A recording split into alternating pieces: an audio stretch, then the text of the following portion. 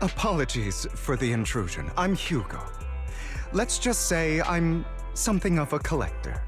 I've heard your video store is the most classy one in all of New Eridu, and I must say, it absolutely lives up to its reputation. The ambiance here is understated yet refined, elegant but still cozy. It's so soothing, like a steady beacon in the dark.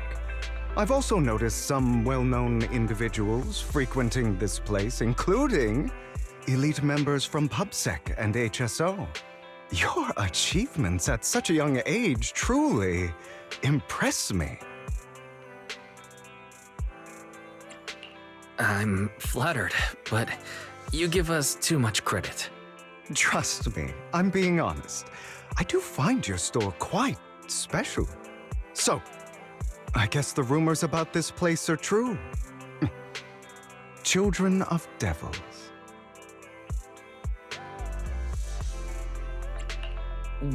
What are you talking about? I'm not following. Am I imagining it? Or do you seem really nervous all of a sudden? Children of Devils is an old movie I've been searching for, but it's so niche I can't find a copy in good condition. Or perhaps, did this movie remind you of something else? You're imagining it. I'm just surprised there's a movie we haven't heard of. No worries. Like I said, this movie is rather niche. Despite the word devil in the title, it's actually about vampires. I'm sure you already know. Vampires were a popular fictional concept back in the old civilization. Typically, they are pale-skinned, well-dressed, exuding a mysterious and dangerous aura. But beneath their immaculate facade lie lethal fangs for draining human blood.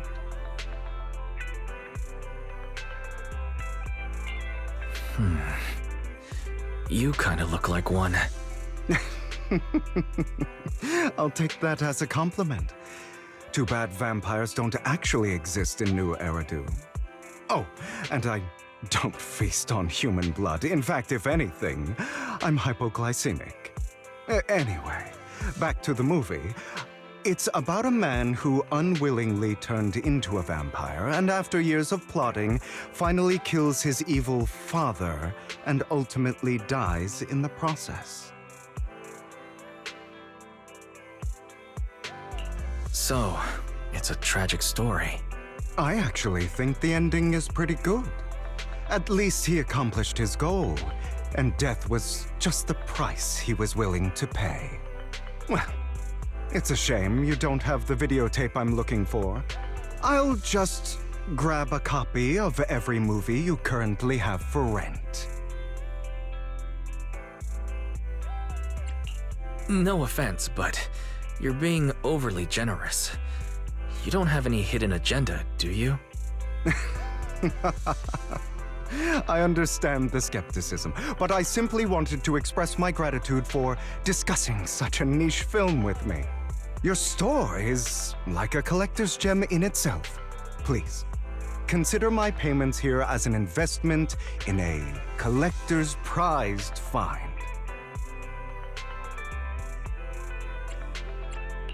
Your definition of a collectible is pretty broad, just as I'd expect from a collector.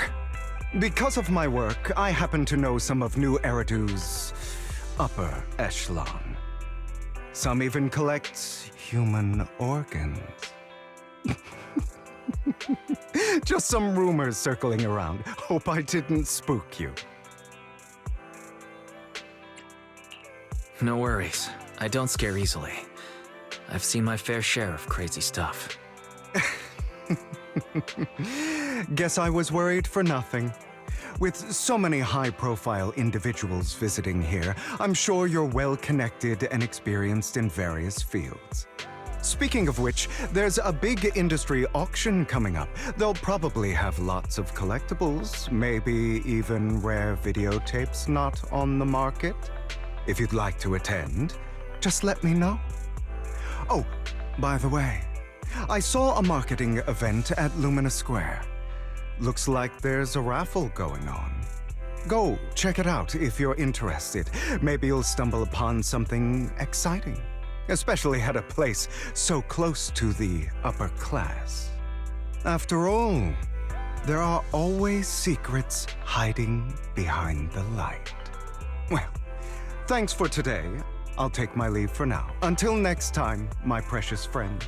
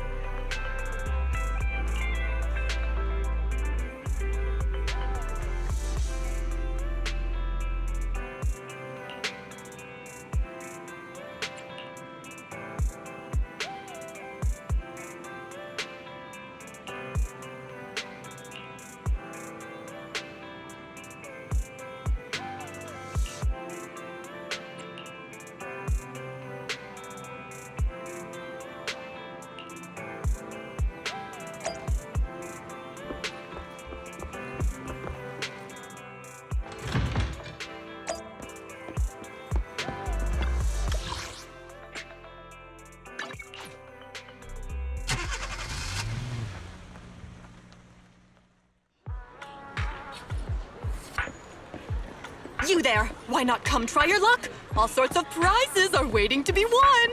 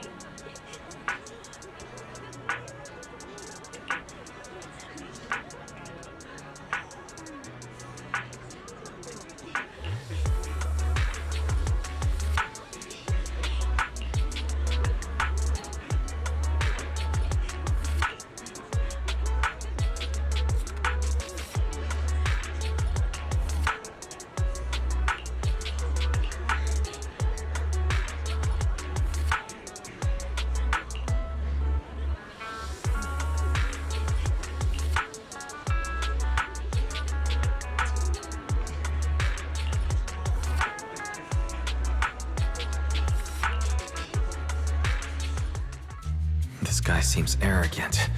Maybe I should take a tougher approach with him. Quit the act. I've seen right through you. You may look harmless, but I know you have a secret identity. Your crafty skills have caused headaches for countless people. Not to mention, you're revered in your field. Everyone knows who you are. Your true identity is a member of the most infamous band of thieves in New Eridu, Mockingbird.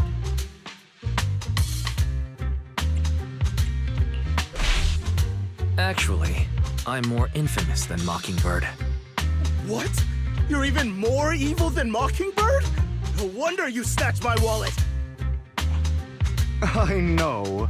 Now might not be the best time to say this, but I'm genuinely curious about your true identity. Forget it. Clearly, you have no idea who I am. I'm Curtis Ravenlock. That's right, of the esteemed Ravenlock family from Tops. You'll face consequences for crossing me.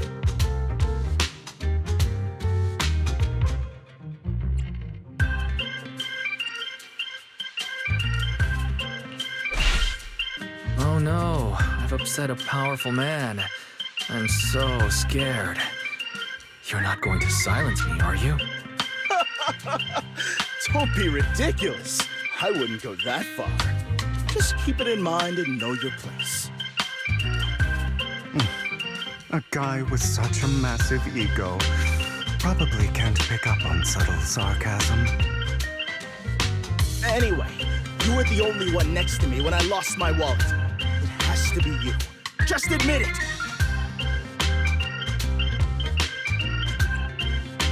Listen, you can't just throw accusations around. You'll be held accountable for what you say. I did not steal your wallet. But if you insist that I did, let's go to PubSec together. Of course, if you can't prove it, I'll be pressing charges against you.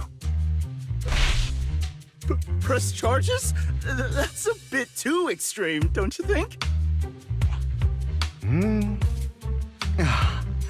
Looks like you found the right approach to deal with people like him. In any case, my wallet is missing. It had a ton of Denny's, so someone's got to answer for that.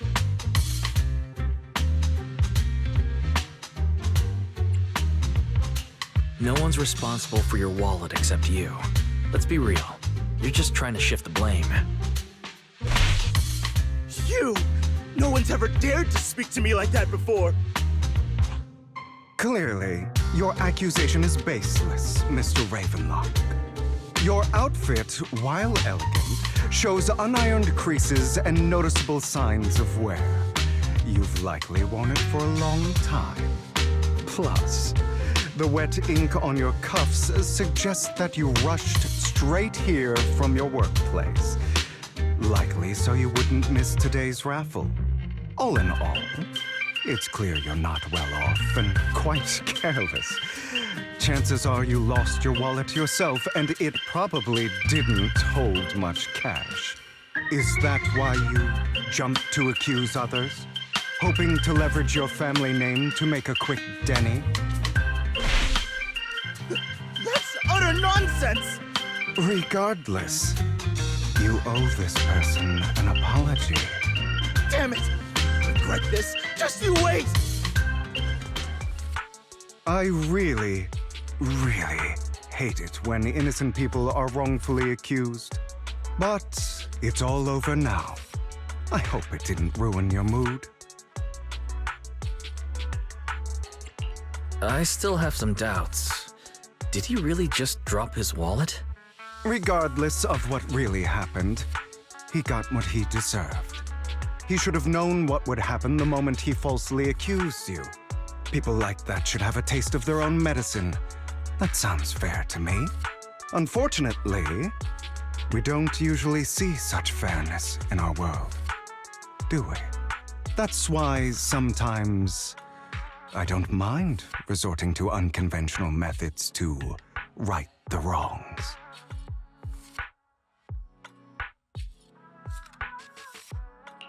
You seem to be implying something.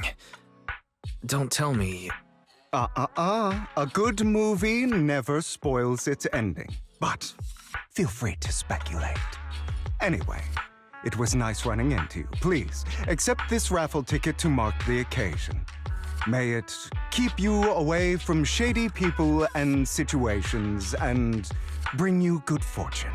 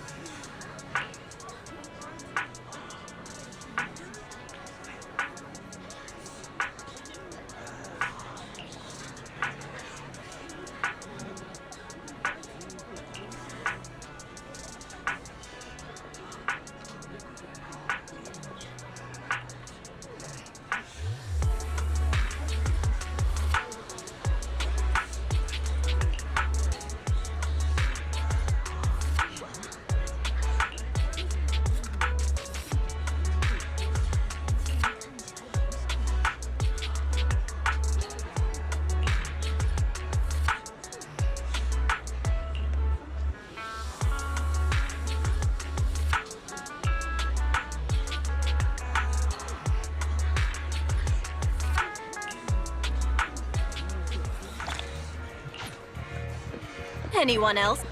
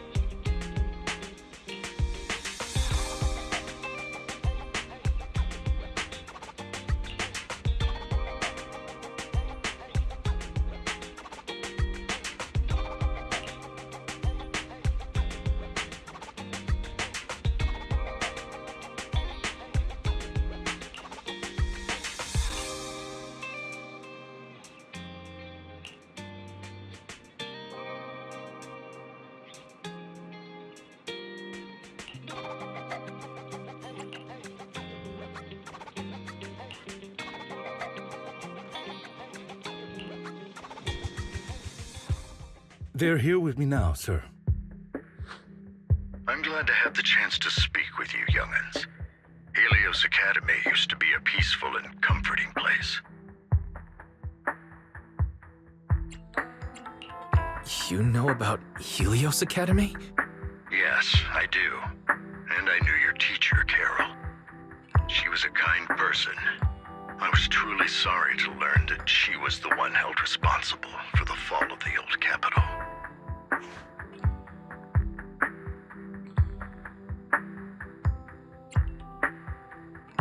She was innocent.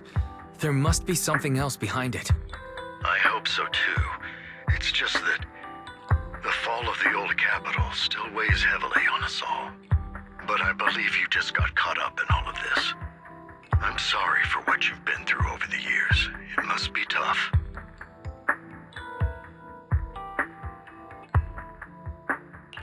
One day, we'll find the evidence to clear her name. Then I sincerely wish you success. The real reason I reached out to you is to tell you something very important. Something about your eyes. I stumbled upon some of the data Kara left behind. She spent much of her time studying ways to minimize the side effects of your eye implants. Teacher. She was always looking out for us.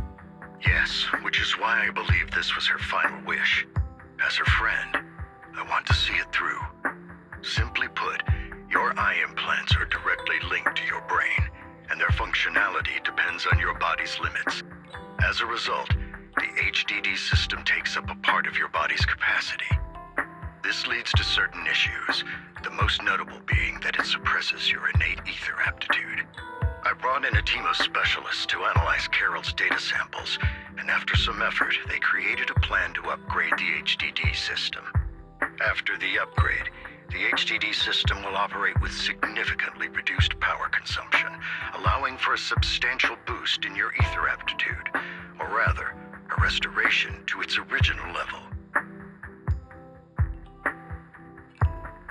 Do you mean that once the HDD upgrade is done, we'll be able to enter the hollows ourselves without EOS? Exactly.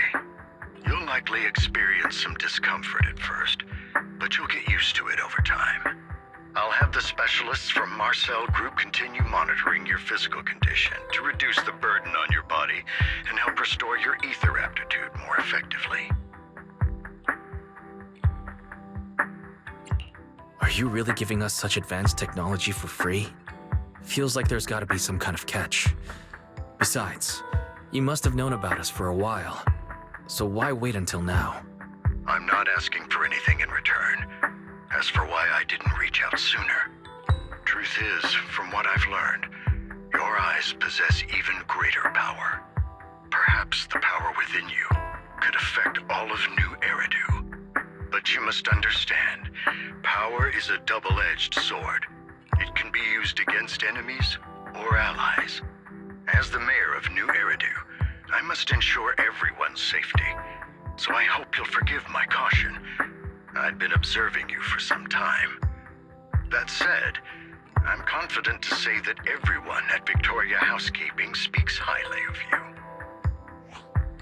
Miss Bell and Mr. Wise are both kind and honorable individuals. I believe they'll use their power for the right cause. Yeah, they're both good people. Thank you for your kind words. Even though we have no idea what this power is. You're not just making it up to get our hopes up, are you? Of course not. It's just that I don't have much information right now. I'll let you know as soon as I do. Well then, I'll let Lycon assist you with upgrading the HDD system. Rest assured he'll guide you through everything. You should be able to follow him with your knowledge. If you would follow me.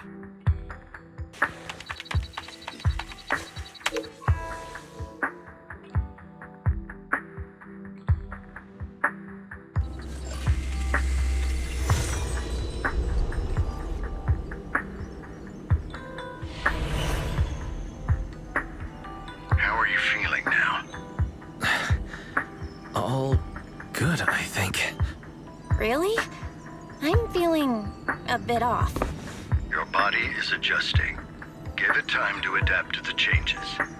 As a precaution, hold off on entering the hollows until you feel better. I see. In that case, I'll sit back and help Wise for now. It's quite impressive one of you adapted so quickly.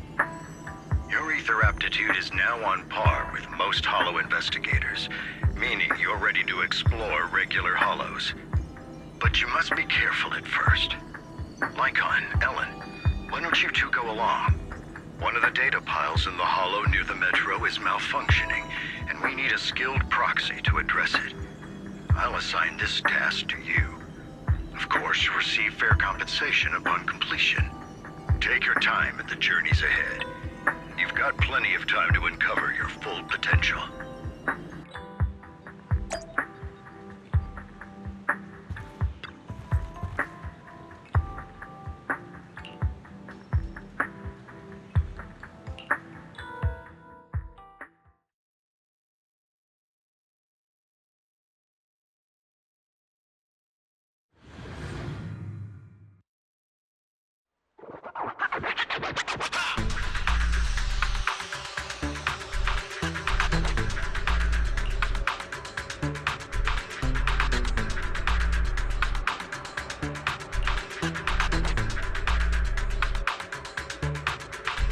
Master Proxy, the data pile that the mayor mentioned is in this direction.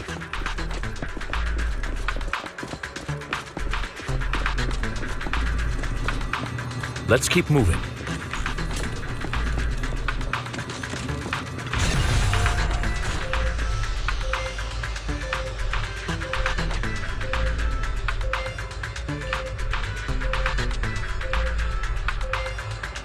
The data pile that the mayor mentioned is near that garage ahead.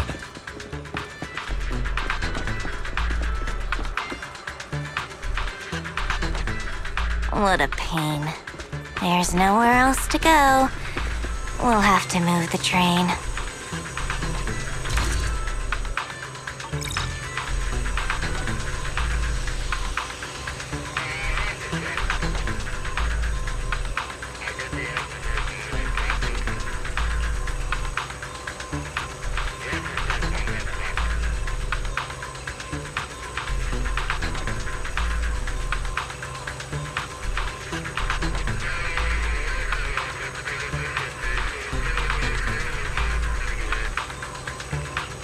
We should search for the passcode nearby to disable the laser, and then move the train.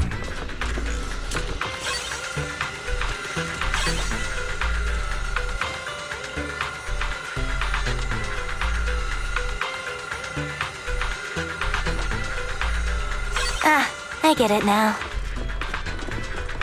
We should be able to enter the passcode now.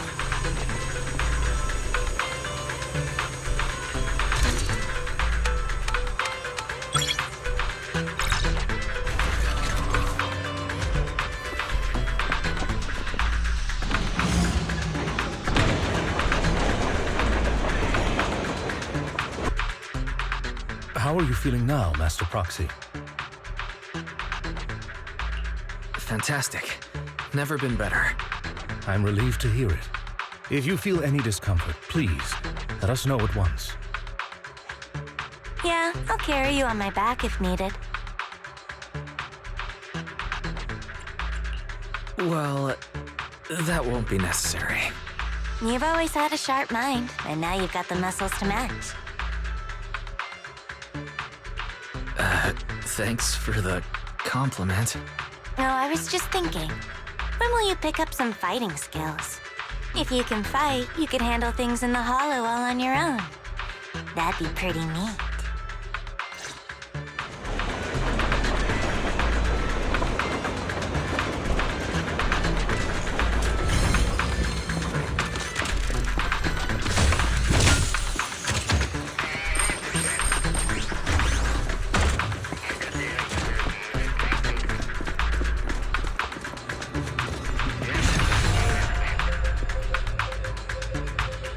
Master Proxy, the data pile is right up ahead.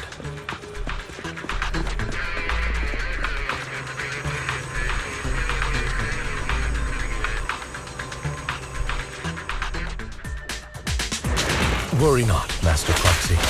We'll ensure your safety. Thank you. Sorry. I still need you guys to protect me. Seems like I'll need to work harder. Roxy, you don't need to push yourself so hard. You're already pretty great.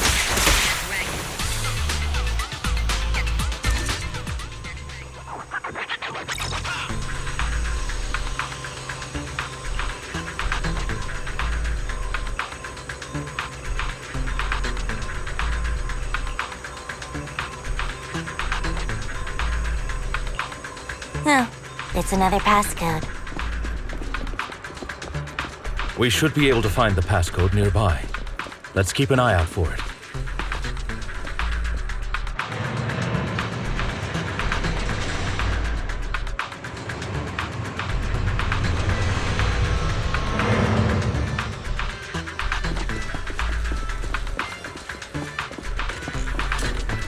Maintaining the data piles in the hollows requires a proxy with the utmost professionalism.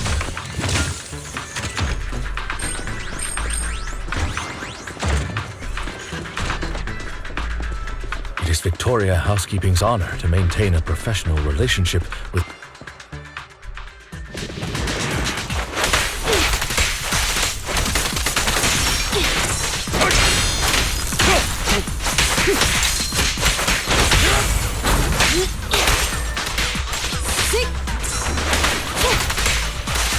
Take this, avoid it.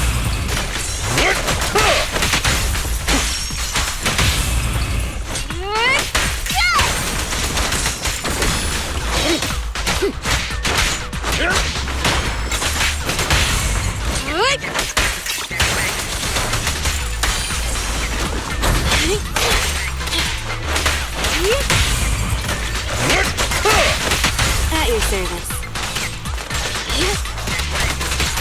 In position.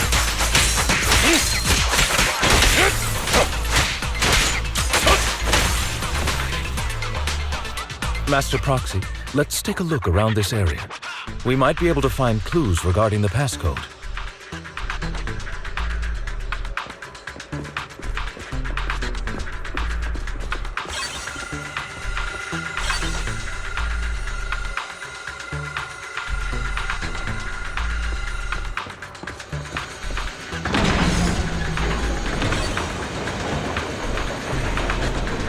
Proxy's moves seemed more fluid in that last. Master Proxy, this should be the second passcode.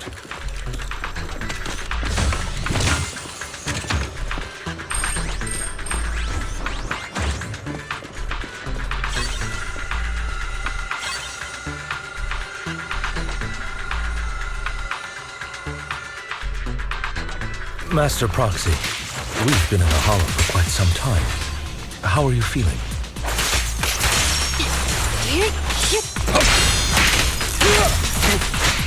I feel fine. Nothing unusual, actually. That's good to hear. After all, this is the first time you've entered a Hollow.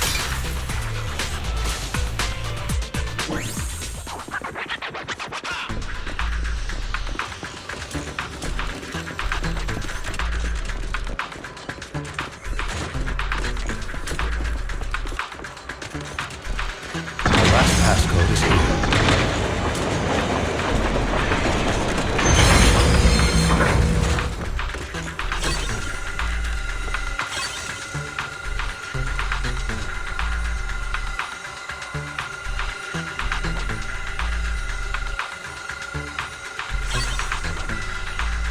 All right, that's all of them.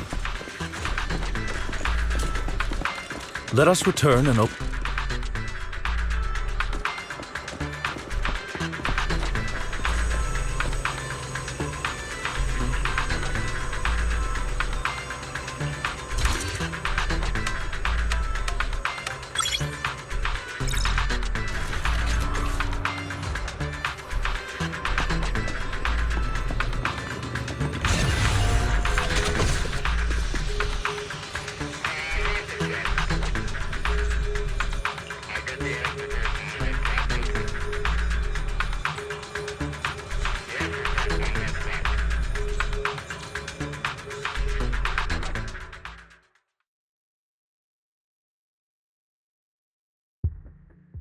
The mission was a success, sir.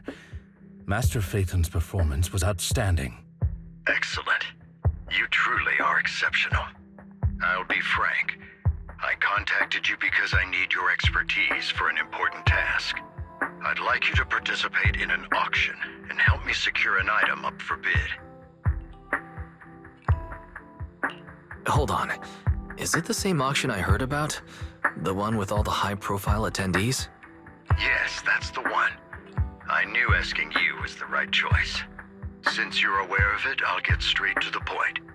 It's related to the sacrifice you encountered. Sacrifice? It's back? Remember the sacrifice you took down near the construction site? Public security did some research after retrieving it. It turns out it can maintain its form outside the Hollow and carries human genes. Within it, we extracted a mysterious core. This core possesses the same inexplicable power as the sacrifice, allowing it to exist without relying on ether.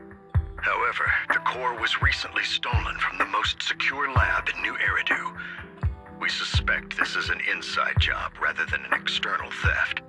We searched extensively without success, until I saw the auction flyer. The core has been concealed within an auction item. So you want us to bid on it at the auction. But why us? The power of the sacrifice is highly volatile and destructive. We must keep it confidential, at least for now. And I, as mayor, am not suited to participate in the auction myself. Plus, I'm running checks on my inner circle due to the theft. Frankly, there aren't many people I can trust. Don't worry, the funds are covered. and Victoria Housekeeping will be assisting you. Of course, this hinges on one condition: your willingness to aid me. All right, we'll give it a shot. Thank you very much. I knew that I could rely on you. The only hurdle now is the invitation. It's exclusive to Tops, so obtaining one might take some time. I'll handle that promptly. I'll leave the rest in your capable hands. You seem a bit puzzled, Master Proxy. The relationship between the mayor and Tops seems rather delicate. You're quite perceptive. As you know, the roots of New Eridu's governance lie with the Mayflowers, while Tops is a conglomerate of companies. Power and profit often lay the foundation for conflicts, which is why securing invitations could be tricky for us. Things would be much easier if Tops weren't so involved. But worry not, Master Proxy. It may take some time, but we will overcome these obstacles. Now, if you've no further need of me, I'll take my leave. Have a good day.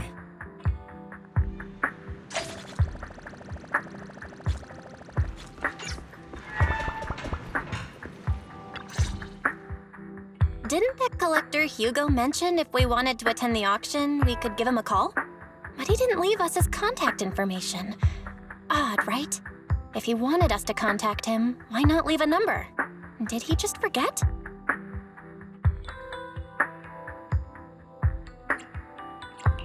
Maybe he did leave us his contact, but we missed it. Come to think of it, Hugo did leave us a raffle ticket and said something weird.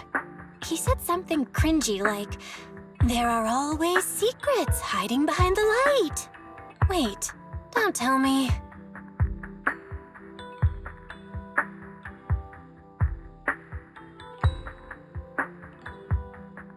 I get it now. This guy watches way too many detective movies. Anyway, let's try contacting him. Aha, it's you! The manager of my favorite video store. Glad you've cracked my little puzzle. I've been waiting for you to contact me. I was worried I might have left a bad impression.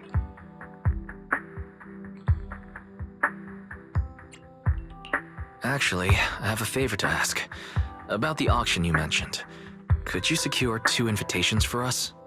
Ah, so you'd like to attend the auction? I'd love to assist, but unfortunately, I have some tasks at hand. But if you two can help me with my current task, I should be able to find time to get the invitations you need. What kind of task? Is it something I can handle? Nothing too dangerous, I hope. Don't worry, I would never put you in danger. Let's discuss the specifics in person. I'll wait for you at Do Gardening Shop in Lumina Square.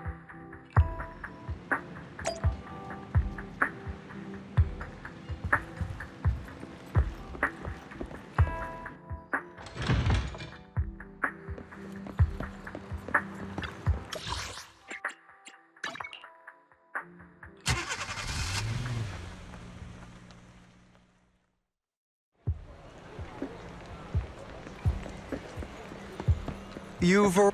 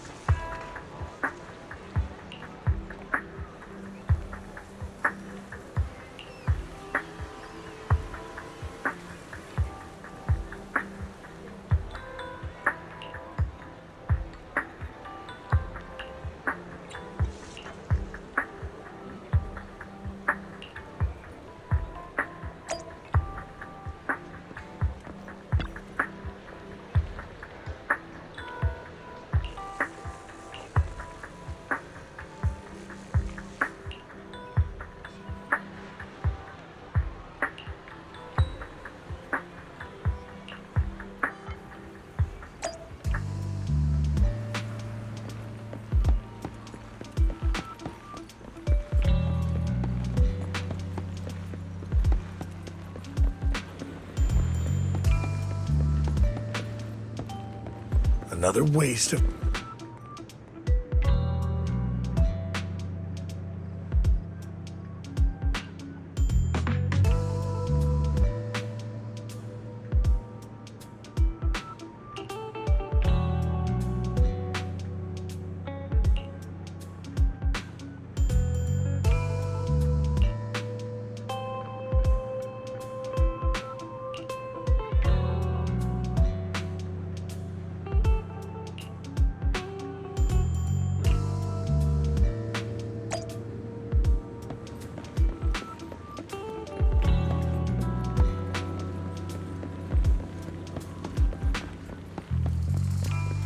This time, I'll...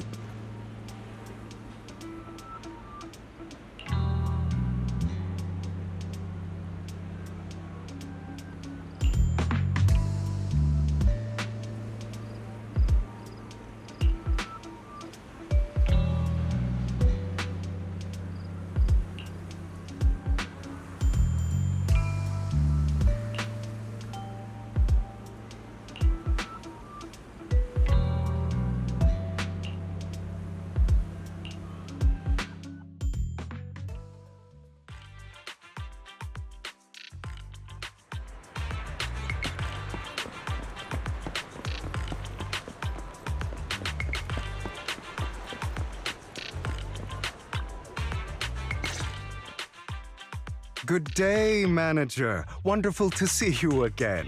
You're as sophisticated and charming as always. About our previous discussion, I assume you've made some progress?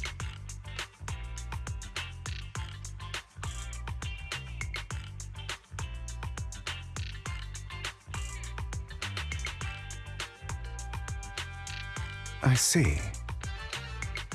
Looks like it's more complicated than I thought. I appreciate your help. Here are the promised invitations for you. One was mine, but I won't be able to attend as I'll be occupied that day. I had to pull a few strings to secure these invitations, so please don't mention where they came from. Otherwise, someone might come hunt me down. Wait, seriously? Is the auction really that dangerous? Well, when you dance with sharks, you can't avoid risk. But I have faith in you, dear manager. I'm entrusting you with my life. Don't worry, my lips are sealed. And so are my sisters. I've been meaning to say, you're so close with your sibling. I'm kind of jealous. What's your view on family ties, manager?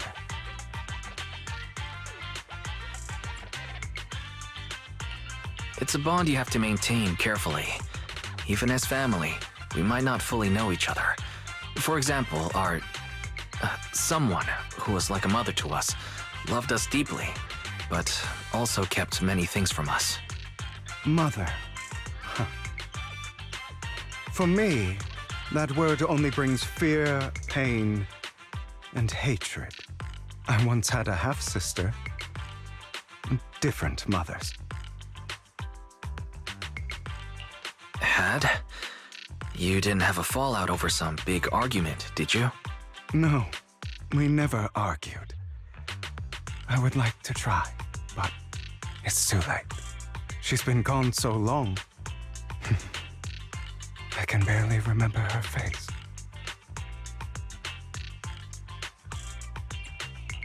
I'm sorry. I didn't realize it was a sensitive topic. My condolences. It's okay. I brought it up first, and it was ages ago. Anyway, back to what we were saying. It's highly likely that Hartman will be at the auction as well. As you know, while he's the rightful heir to the Ravenlock family, he keeps many secrets. Should you cross paths with him in the future, be cautious. He's sitting up on his high horse looking down on everyone else, and he'll do whatever it takes to get more power. I hope these upper-class people eventually face the punishment they deserve. Too bad the scales of fate lean one way or another. Unless someone steps in to tip them back. I digress. That's all for today. I have some errands to attend to, so I'll take my leave. Have fun at the auction.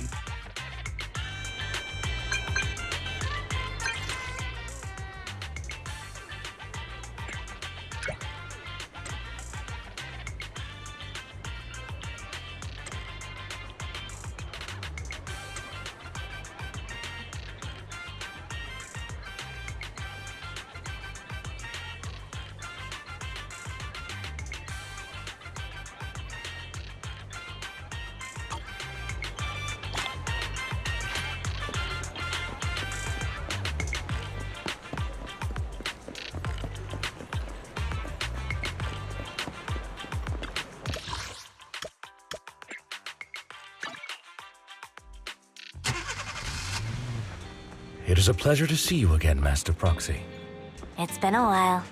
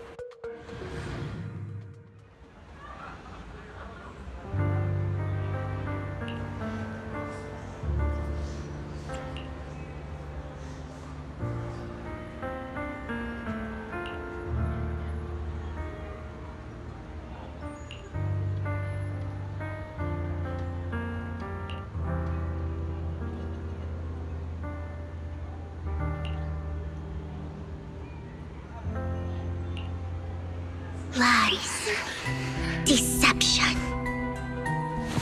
betrayal.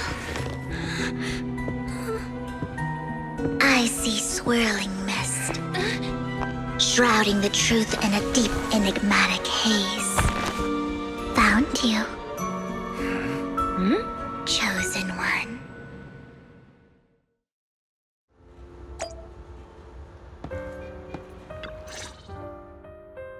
You are exactly as I thought you'd be. Chosen one? What's that? Sounds like something from a tacky novel that was popular a decade ago. Words can only convey so much, so it's understandable if what I say doesn't make sense to you now. But you'll know what I mean soon enough. Young lady, I know you might think I'm lying, but I'm telling the truth. That item was my late husband's keepsake, and I had to pawn it due to financial difficulties. But I can't bear to see it auctioned away to who knows where. I'd never be able to get it back. Please help me bid for it. There's a hidden flaw in that item. If you point it out during inspection, it will be withdrawn from the auction and returned to the pawn shop. That way you won't have to pay for it. In return, I'll offer you some compensation. It may not be much, but it's all I can manage. Please. Mom, please don't cry. Your story might be genuine, but your intention is not. Besides, this has nothing to do with me. Your misfortune is not my concern. Young lady, you don't look like you're struggling for money. How can you be so cold-hearted? I'm sure this refined individual here feels the same way.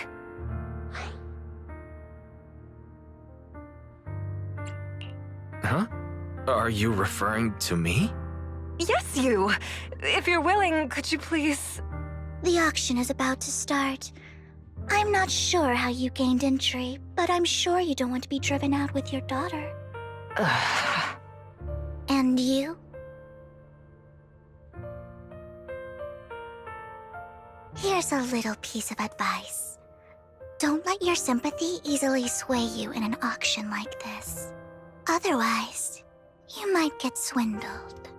I'm Vivian, by the way. Pleasure to meet you.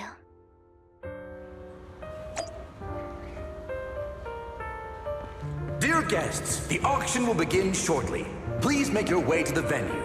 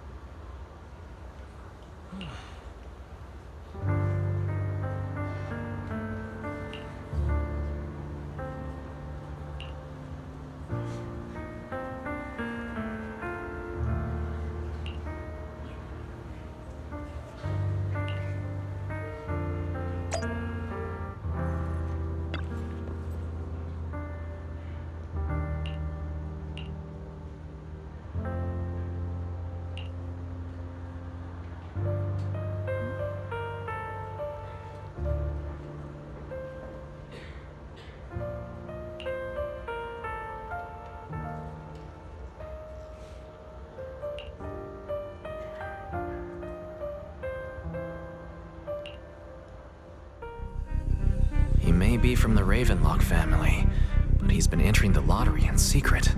His financial situation might not be too great right now. Ugh, what rotten luck.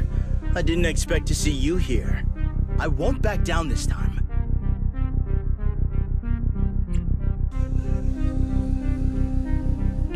Well then, let's double our bid. A commoner would never bid so high. Damn it. A strong move, setting the tone right from the start. You should just give up already. I'm dead set on getting this item.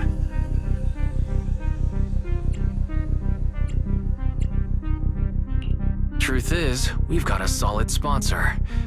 Give up, because we're going to secure this no matter what. So that's how you were able to join the auction? I knew there was something funny going on. Damn it! Am I really going to lose? Nicely done. I see you're getting the hang of manipulating your opponent's emotions at the bargaining table. Okay. Let's not rush into inflating the price. Seems like it's just the two of us interested in the item. Why don't we discuss this in private first? No matter what, I won't back down. Ugh, I didn't expect you to be so determined. This is the perfect moment to shake your opponent.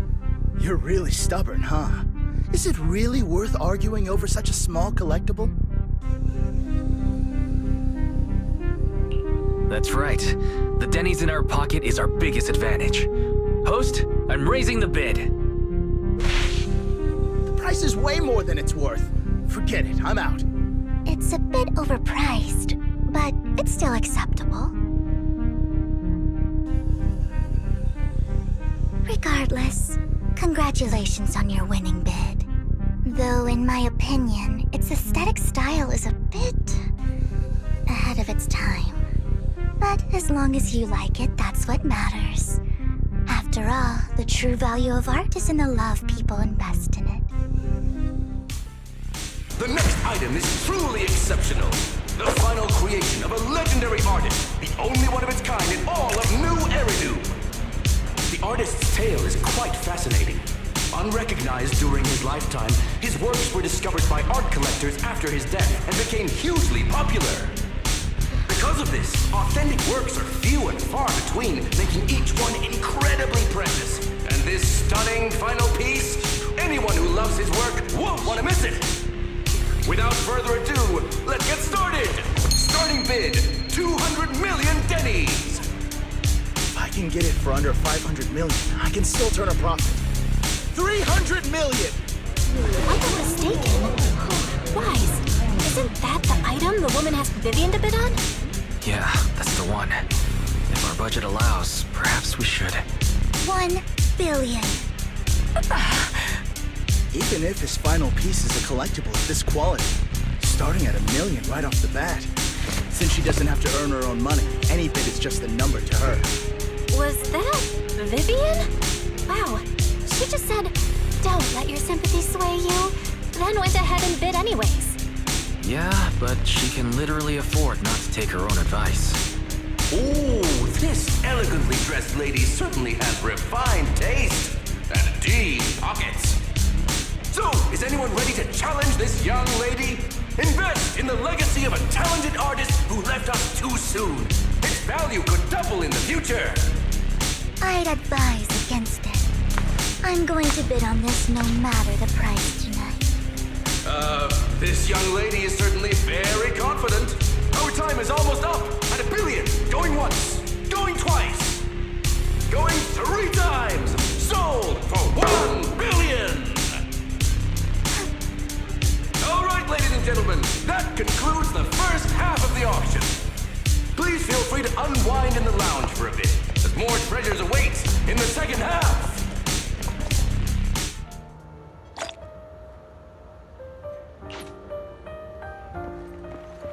The coffee here is drinkable. You have a strange look on your face.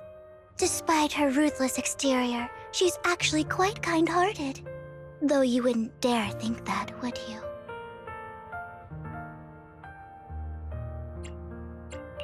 How did you know? Looks like I hit the mark. Just to clarify, I didn't assist that woman out of kindness, nor do I plan on giving up the item I just purchased, because it's nothing more than a common scam. A scam? So you're saying that woman is a fraudster? They'll tell you a tragic story, begging you to help bid on a collectible at a high price. They promise a reward and guarantee the item will be withdrawn from the auction, so you think you won't have to pay anything. But the reality is, once you bid, the deal is done. No going back, and you end up shelling out a hefty sum for something worthless. So why did you still bid on the item? I really enjoyed the story of that legendary artist. Art, at its essence, sells stories, doesn't it? I'm willing to pay the price for the stories I choose. That's another lie. Looks like you believed me. I didn't really believe you. Let me give you another piece of advice. Appearances can be deceiving.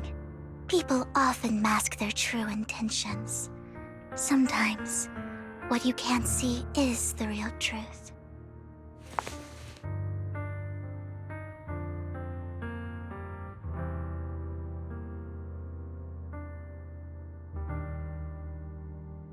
I hope next time you'll accept my invitation, and not that of these pretenders. I'll see you soon, my friend of many secrets.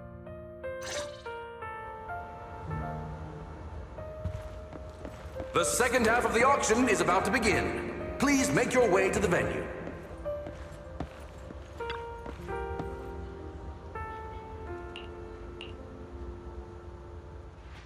Ladies and gentlemen, welcome back! Up next in our auction is tonight's showpiece, the one-of-a-kind Robe of Heroes! Legend has it that, long ago, this was a garment that only a hero could wear. What's truly fascinating is the unique gem embedded in the collar of this robe. It's unlike any gem I've ever seen. Almost magical.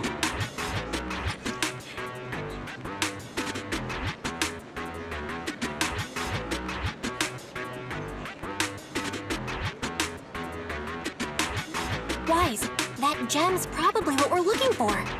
Such an important item, yet it's just there on a piece of clothing, completely unprotected. How gaudy. This auction sure is busy. There's people of all sorts, whether they belong or not. Robe of Heroes. What a tacky name. Nonetheless, I'll secure it. In the name of the Ravenlock family. Yes, I see it. Seems authentic. Of course, I'll keep an eye on it.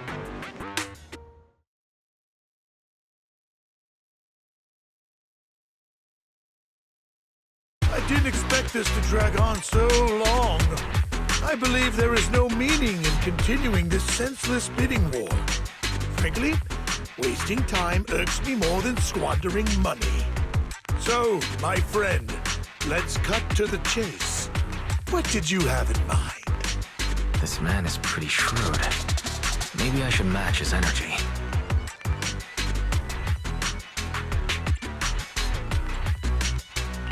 Perhaps a better question should be, what can you offer me?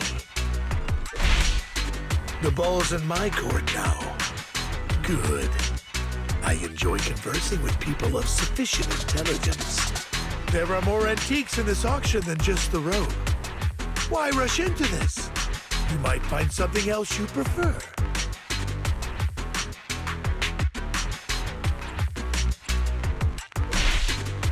I'm not a collector, so I'm not into antiques. That robe just caught my eye. In that case, how about we strike a deal? All I want is that gem. So, if you cease bidding now, I'll take the gem and you can have the rest of the robe. How does that sound? You called our bluff. The Ravenlock family always gets what they desire. If you have any doubts, feel free to ask around.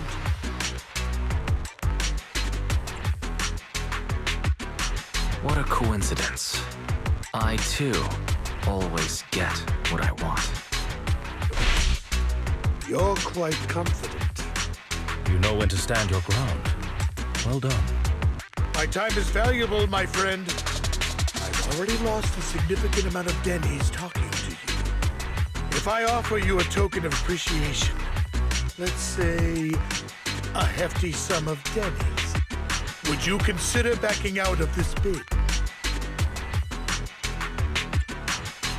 In that case, if I were to give you a hefty sum of dennies, would you back down?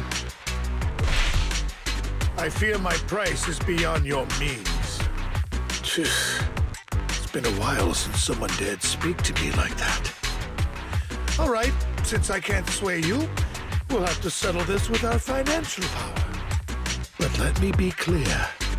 No matter how high it goes, I won't back down. Drat. Though the mayor gave us a substantial amount of dennies, I have a feeling it won't be enough to win against someone with this amount of financial power.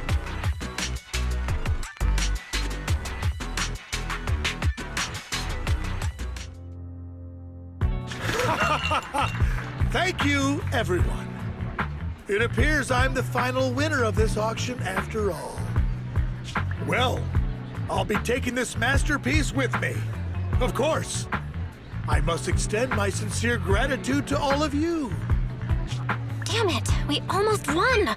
Ugh, Denny grabbing jerks. I got a message from Hugo. He wants us to... look up? What happened? Why'd the lights go out?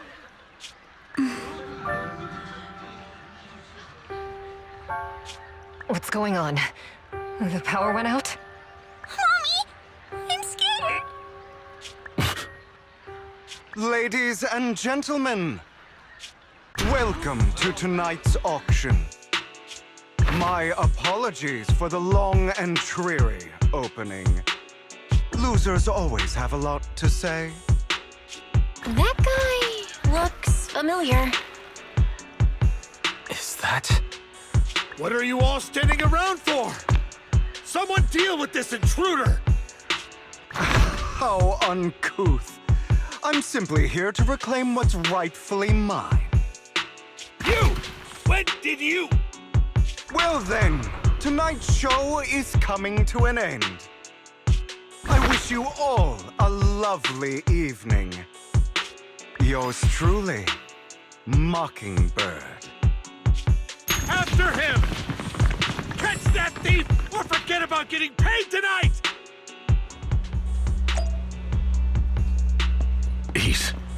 I can't believe he's here.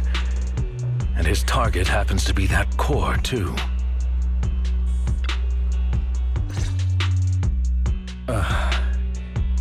Forgive me, Master Proxy, but that... Mockingbird and I have... history.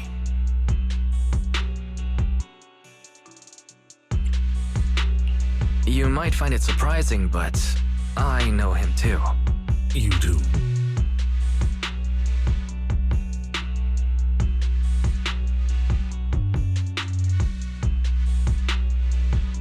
I see.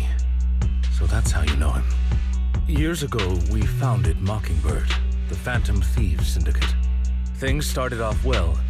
We were young, with naive ideals and lofty goals, and we pursued what we thought was right. But one night, that all changed. There may have been signs of what was to come, but no one noticed them at the time, or perhaps we chose to ignore them. Eventually, I left Mockingbird and accepted the olive branch extended by the mayor. The separation was, shall we say, less than amicable. And my dearest friend became my sworn enemy. Master Proxy, if I may ask, what do you think of Hugo?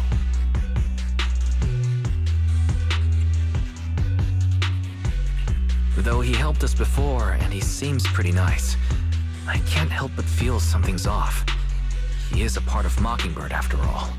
Mockingbird has changed from how we envisioned it. And Hugo, too, No, it's nothing. In any case, he's very dangerous. I'm still unsure of his intentions, but we cannot risk letting him have the sacrifice core.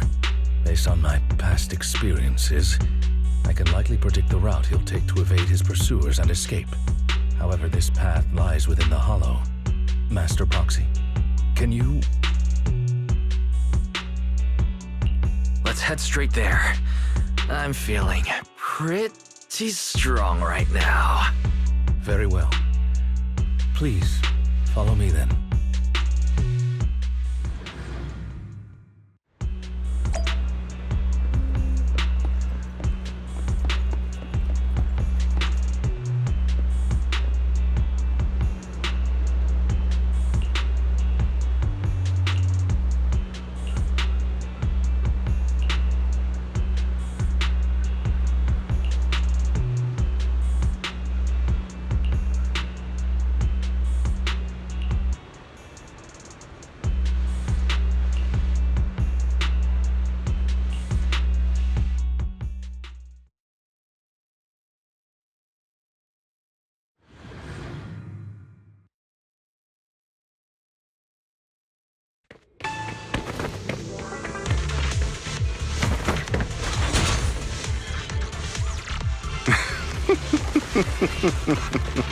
As I thought, Hugo really is here. When we were still working together, we were would often choose routes that were difficult to attack, yet easy to defend.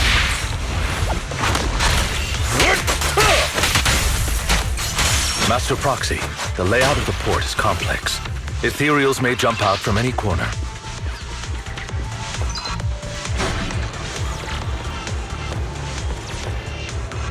Do be extra careful. There are so many ethereals, but they don't seem to be phasing him at all.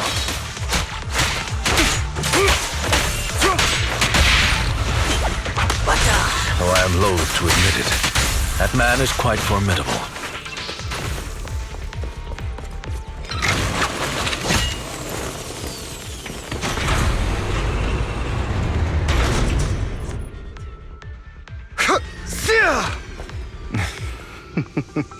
Goodbye, my friends. Pay his provocations no heed.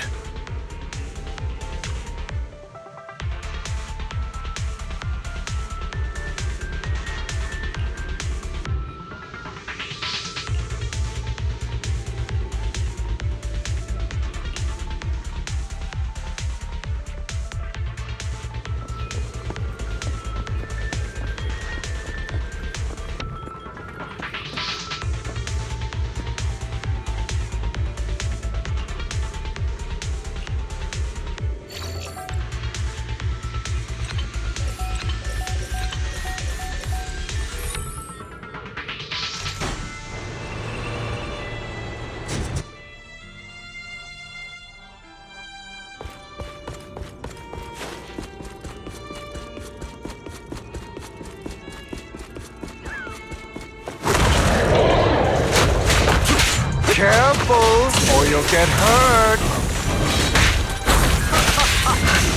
I'm not going to let you have your way. Master Proxy, that's one of Hugo's weapons. Make sure to avoid it.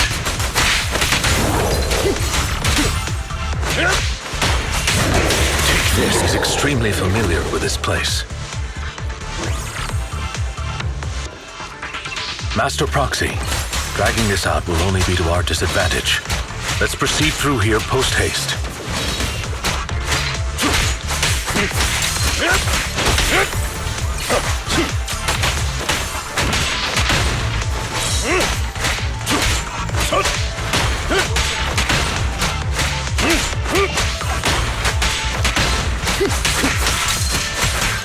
The mechanism here isn't damaged. It's still functioning normally.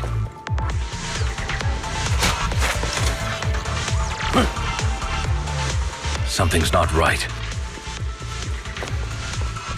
It feels too easy, almost as if let us through on purpose.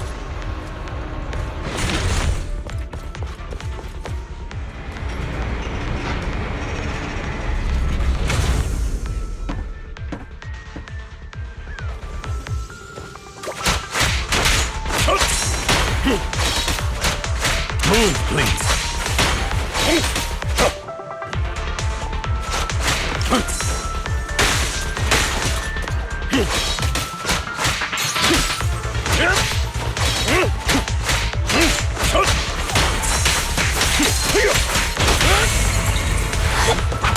Stay calm now.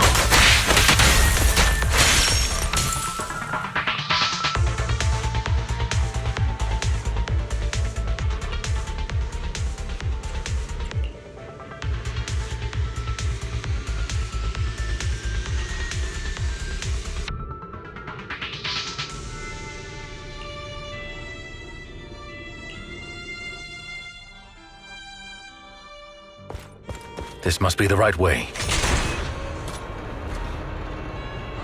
Not to worry, Master Proxy. We'll be able to catch up to him soon.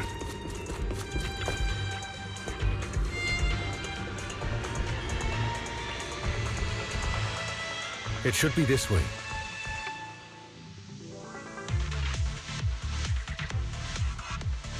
Are they from the auction? No, they shouldn't be able to track Hugo here.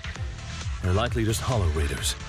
Back then, Hugo would typically retreat into a hollow after securing the goods. And as his partner, I'd be responsible for leading the pursuers astray. I'm unsure if he has a partner now, or who they might be if he does. He was alone the entire time when he approached us before. I see. That's good. It means he must be carrying that core himself. Regardless, Master Proxy, let's steer clear of those Hollow Ridders for now. Although I'm confident in my ability to defeat them, a clash here might delay us and jeopardize your safety. Our main focus now is locating Hugo and retrieving the gem.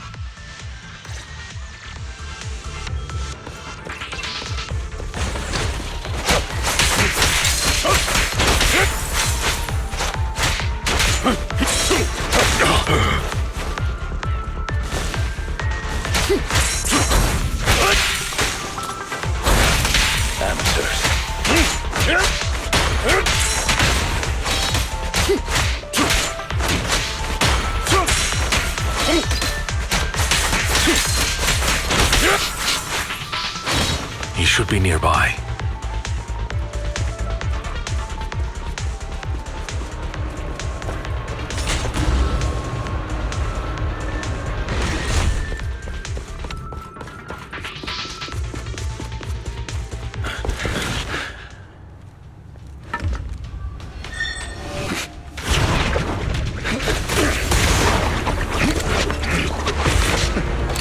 Long time no see, traitor.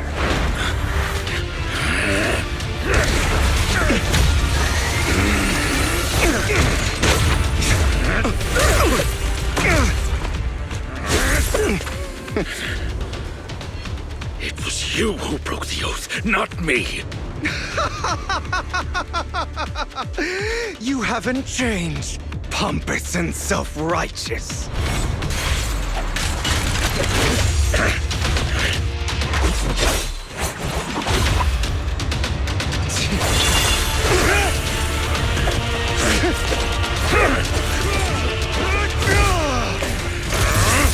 Beyond reason! Both of you, enough already!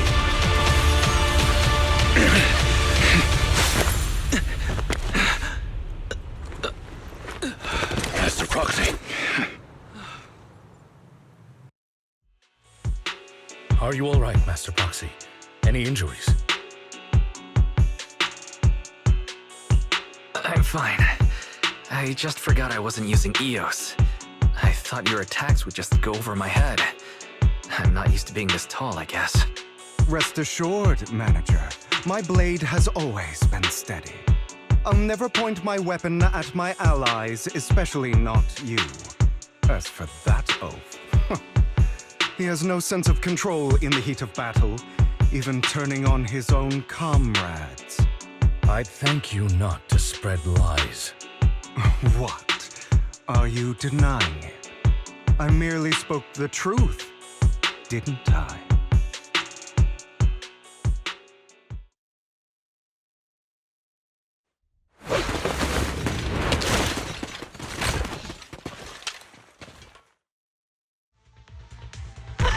Thought we were in for a tough day, but it seems we struck gold in the end.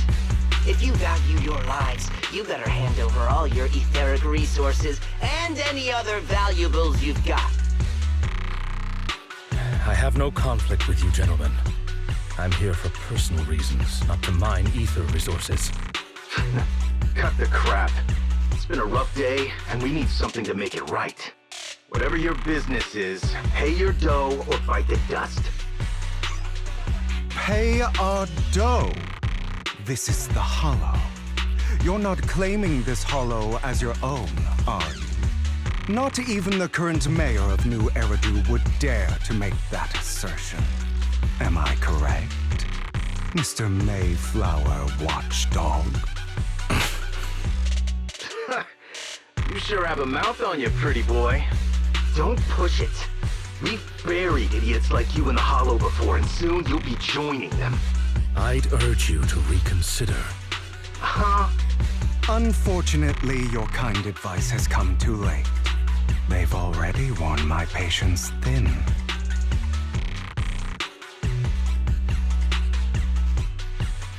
Oh, help me! Scared? then perhaps you should think twice before you act. You've made your bed. Now lie in it. Sorry! I'm so sorry! Please have mercy! Spare us! We won't do it again! Are you quite done blowing off steam? Don't kill them. I'll hand them over to public security once we're out of... Who do you think you are to tell me what to do? They weren't planning to show you any mercy, yet you forgive them so easily. You haven't changed at all over the years, Lycon. To hell with you and your foolish fantasies of being some almighty savior. Haven't you learned your lesson from what happened with your eye and legs? My principles remain unshaken. No one has the right to take another's life. Sinners deserve punishment. Do you know how many lives they've taken? I'm merely delivering the justice the world needs. It is not our place to pass judgment. I know I will not sway you. There's no point in continuing this argument. I will stop you. I always will. Go ahead and try. I will defeat you. I always will. Be prepared to kneel before me, traitor. You talk too much.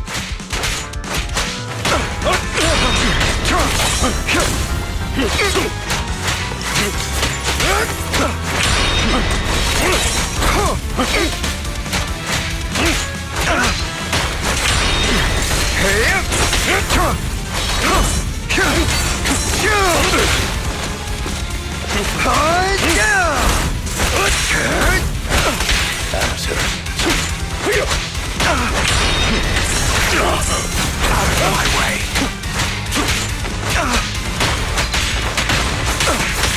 Proxy, I'd advise against trusting anyone from the Mayflower family. Or their dog. How many bodies did the mayor step over in his ascent to power?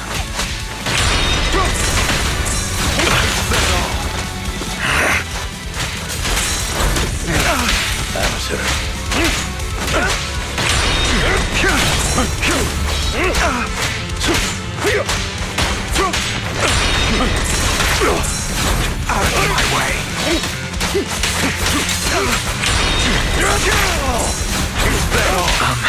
Do you two have to fight?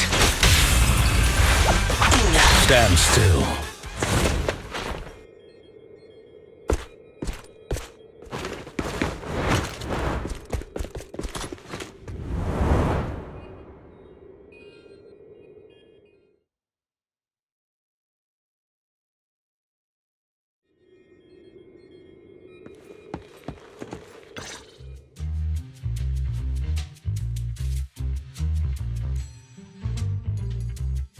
Worry not. Mastery of my skills will come in time. But there's something more important I would like to teach you. Something about faith. Does a phantom thief even need faith? Of course. What else would we fight for? For wealth, fame, and power to stand at the top so nothing and no one can imprison us. Isn't that what everyone desires? Or perhaps, by faith, do you mean something asinine and empty, like justice, dreams, or friendship? Hilarious. Grow up, Lycon. It's time to let go of your naive fantasies of being some almighty savior. You just don't get it. All right, enough squabbling. What I'm trying to teach you is very simple. I may not walk the path of justice, but I do not walk the path of evil. There's too much injustice in this world, and there are times when it becomes necessary to right those wrongs with unconventional methods. Taking lives, however, is out of the question. Life is a precious gift, one that nobody has the right to steal. No one should have the authority to judge whether another lives or dies. Keep that in mind. I will. You don't seem convinced, Hugo. As you mentioned, this world is unjust. That's why we must strive to bring fairness to this world. Those who cause harm should face consequences, just as those who take lives should. But not all lives hold the same value. Sometimes, you may need to eliminate one if it means saving more. You're too proud. Your pride may lead you astray. I have my own path and beliefs, Jack.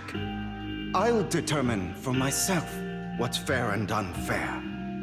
Hey, watch your mouth. If it weren't for Jack, you'd be dead already. You're a smart kid, Hugo. Skilled, too. You could easily take the life of a sinner. However, what if one day you found out you were wrong? What if that so-called sinner were innocent? Could you bring them back to life? I wouldn't make that mistake. To err is human. Everyone is bound to make mistakes. It's good you are open with your thoughts. I just don't want your troubled past to weigh you down. Because your hatred doesn't define you. It only eats away at you.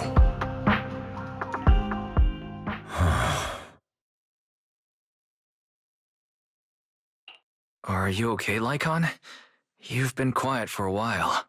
My apologies, Master Proxy. I was just reminded of some past memories. Before Hugo and I founded Mockingbird, we had a mentor, Jack. He took us under his wing when we were in dire straits, imparting his skills and life lessons. But Hugo didn't agree with his viewpoints. Perhaps our paths were always fated to diverge. I've been curious for a while now. What caused you two to split? Mockingbird, faced numerous triumphs, but also setbacks. And one of them was a disastrous one. Hugo. You... Was this you? All this? So what if it was? Have you gone crazy? Have you been planning this all along? You'd bury all these lives in the name of vengeance? They deserve to die. Especially my so-called father. I should have killed him a long time ago. A really long time ago. You know what, Lycon? There's some people whose only purpose in life is to bring more suffering into this world. Sometimes murder is what brings justice back into this world. And for that, I must stain these hands in blood. Enough! I can't trust anything you say anymore. I'm leaving Mockingbird, now! Where are you going? Anywhere. Someone from the Mayflowers got in touch with me before. Are you mad? You know what those hypocrites in city administration are like. They're no different from tops. We fought them together all this time, and now you're leaving to serve as their lapdog. Are you going to turn your back on Mockingbird? Turn your back on me? The mayor is different from the others. But it doesn't matter. I'm not going to even try convincing you. As your friend, I'll give you one last piece of advice. Please, stop here. Otherwise, the day will come where your hatred and ambition will consume you.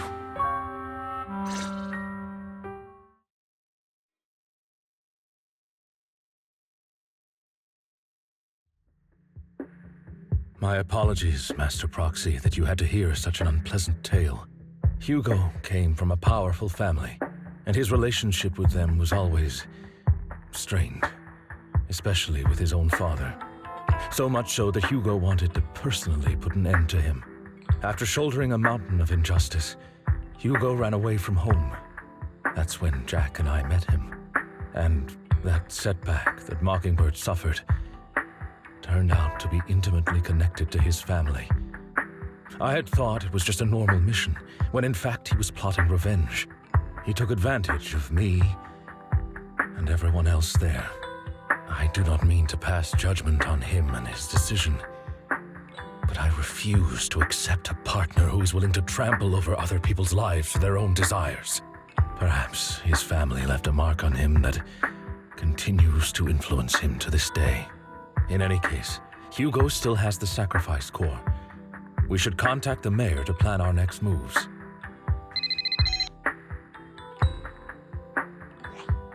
A pleasure to speak with you again. Lycon has already filled me in on Mockingbird stealing the sacrifice core. I'll deal with it. Anything else we can do to help? I mean, we didn't manage to complete our mission. No. You've done well. It's just not appropriate for you to get involved in what's to come. We've been through far more dangerous situations. Plus, we've dealt with Mr. Mockingbird before, so maybe we could help you. Really, I appreciate your kindness. It's just... Very well. Seeing as you're all people I know I can trust, I'm going to be frank. Not long ago, I received a letter declaring criminal intent. Sir. Lycon, I know you don't want to place them in danger. I feel the same way. However, I believe they deserve to know the truth. That letter threatened to use a sacrifice to take vengeance against the entire city of New Eridu. What do you mean by vengeance? I believe the person, or the organization, who sent the letter is planning to use the sacrifice to mount a large-scale attack against the city. Everything we've uncovered so far seems to support this hypothesis. As you know, the sacrifice's true power is a mystery and cannot be controlled, if anyone attempts to use it as a weapon. This is no small issue. If this gets out, it'll send the public into a panic. Please promise me you'll keep things confidential. Then let us help out. We can do our part too. But it's like I said before, it'll be too dangerous for you. Whichever way you look at it, you're still citizens of New Eridu, and as mayor, it's my duty to protect you. Plus, Carol would be furious with me if I put you in danger. If she were still around. Anyway, I'm not at liberty to discuss this matter any further.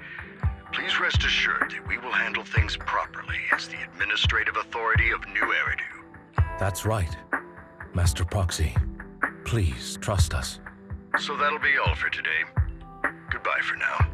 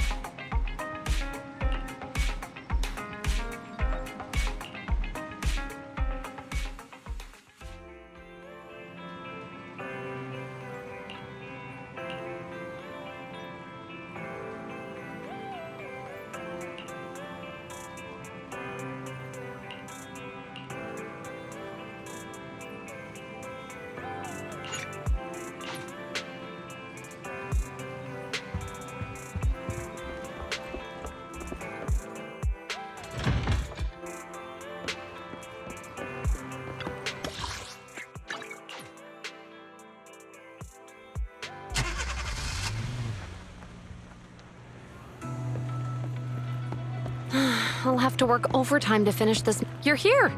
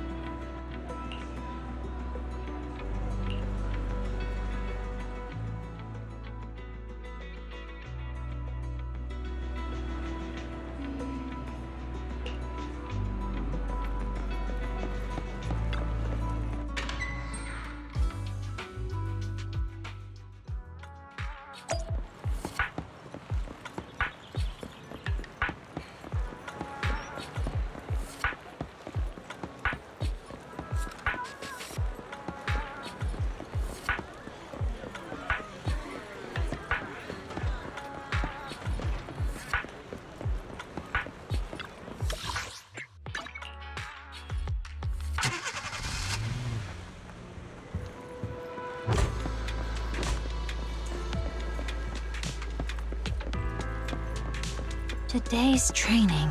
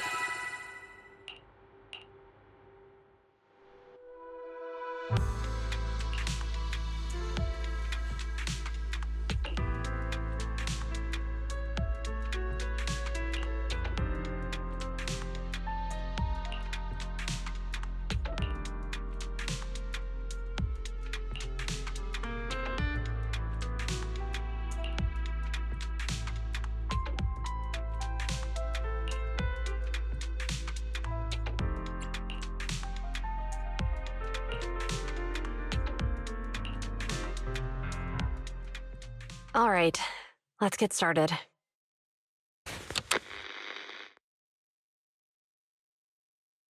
I'm probably not getting out of this hollow, but at least this tape recorder still works. Let's say these are my last words. I gave away my anti-corruption equipment to save those civilians, so I'm not in good shape. Unfortunately, we came up against a horde of ethereals right after that. I rushed over to fight them off and tried to save the civilians, but in the thick of all the fighting, I turned back and realized that I was somehow alone. Nobody was behind me. Luckily, I managed to defeat the ethereals, but the wounds and corruption I sustained in doing so should be fatal. I don't mean to cast the blame at all here, and if any of my colleagues ever pick up this cassette, I hope that nobody is ever held accountable. It's just human nature. It's normal. I just have a few regrets. Oh, what's that over there?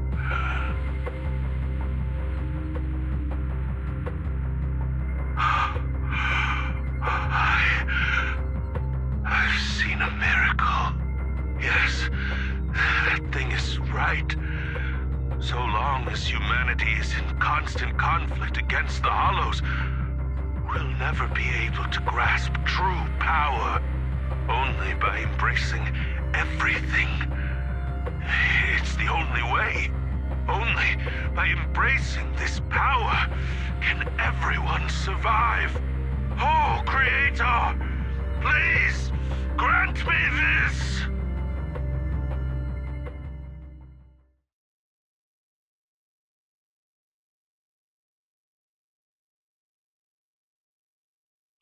Are you okay, Julian? Don't be so down. Thanks. I'm okay. It's just, even though we had our suspicions, now that everything is out in the open, I can't help but feel a little... Well, at least now I know the reason why he changed. What did Bringer see during the recording? Whatever it was, he called it a miracle. I saw the mission report from that incident. Bringer emerged from the Hollow unscathed, completely free from injury or corruption. Plus, I remember him rescuing a few civilians and walking out of the hollow together with them. But if that's the case, then it's at odds with the audio we heard. Which one is the true version of events? It's possible that both are true. Like if Bringer actually met a real god that completely healed his body and helped him save the others. And that's why his mood changed so much. Why he started believing the Exaltists. Because he witnessed a miracle. That sounds like a reasonable speculation at this point. But it still exceeds the limits of what we know. In any case, it's a clue that ultimately points to the Exaltists. I'll keep pulling this thread and see where it leads.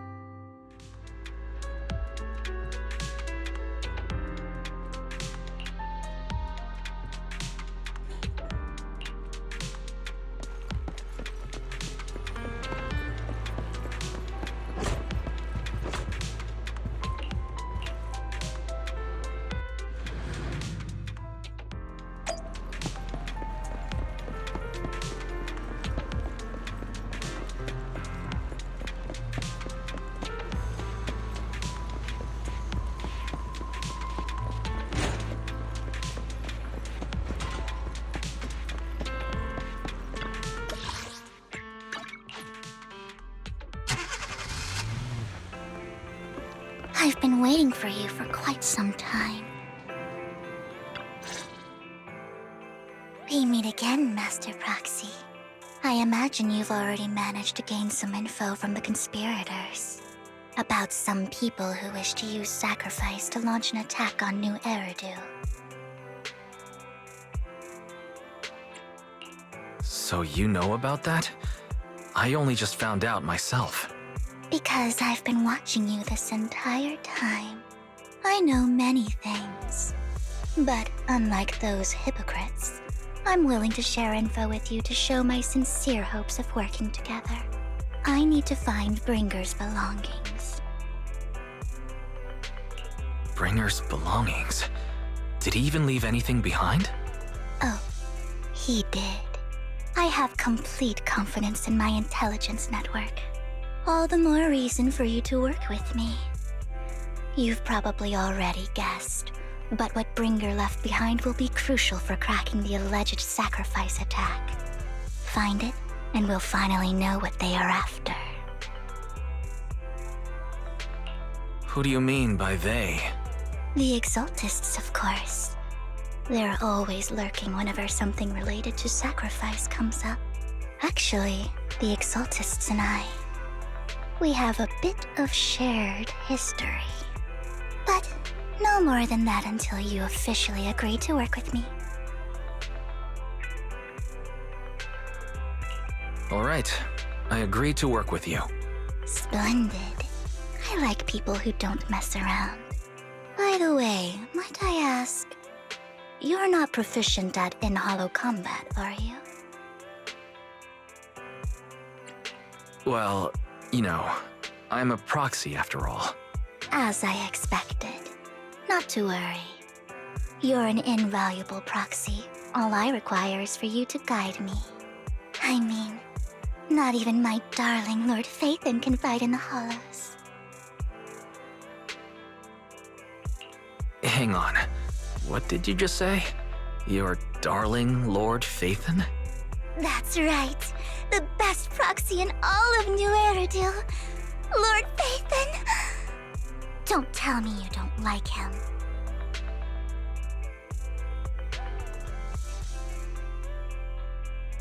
It's not that I don't like him. It's just, it's a little complicated.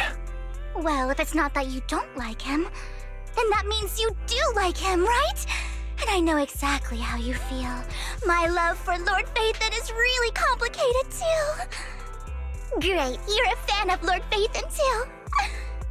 But that makes sense. All of New Eridu ought to be fans of Lord Phaethon.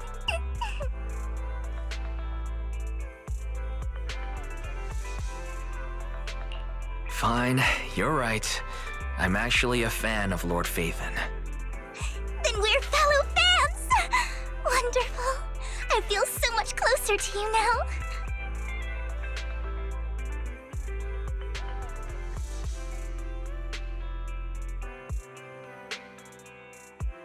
my.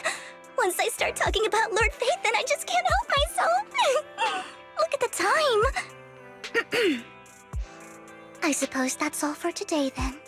I'll be in touch with more news.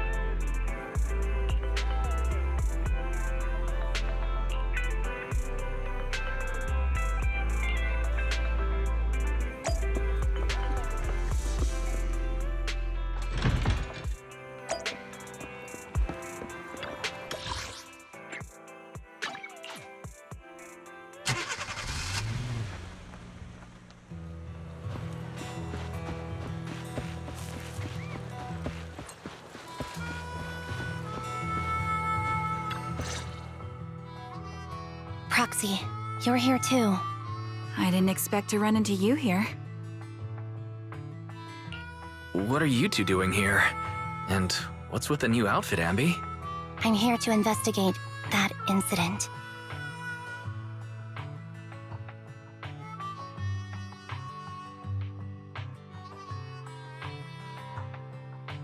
I've recently dug up some clues about the person behind the operation, but my key contact is ultra cautious and keeps demanding me to prove my identity. So, to gain her trust, I decided to meet her dressed like this. Now that everything is completely finished, this uniform doesn't really represent anything in particular. For me, it's just another outfit now. We all have to move on someday. I'm helping her. I want to make sure whoever's behind all this is caught. Ah, and who's this young lady? This is my friend, Vivian. We're here investigating a few things ourselves. Ambi, one of the Cunning Hair's most powerful members. And Trigger, an Opal Squad sniper. It's an honor to make your acquaintance. You know us? Looks like someone's done our homework. Is it because of the proxy? You two are practically celebrities. And because of my work, I've got loads of info when it comes to anyone with a name around New Eridu. I see. Seems you're handling your work well. Let's prepare to enter the Hollow. Unless you have any further questions, we'll be taking our leave now. You're going into a hollow? Proxy, you plan on going in like that? Yeah, that's right. I've recovered quite a bit lately, so I don't need any protective equipment in the hollows.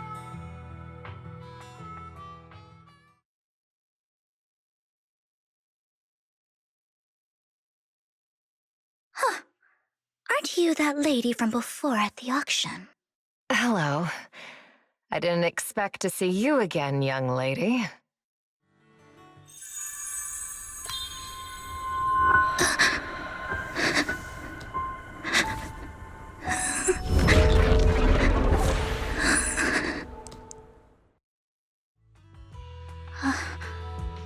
Vivian, are you alright?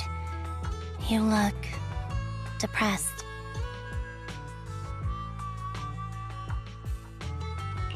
What's wrong, Vivian? Are you feeling all right? It's nothing. I just drifted off for a moment there. So then, what are you doing here? Don't worry. I'm not here to scam you. I'm waiting to meet someone. Don't tell me. You're my contact for intel? That's me. Ambi from Silver Squad, I presume? Pleasure to meet you. All right. I'm going to exchange some information with Miss Ambi here. So if you'll excuse me.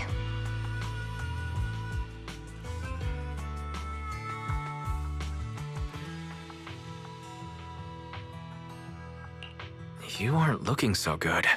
What's the matter? I can tell you later, but not right now.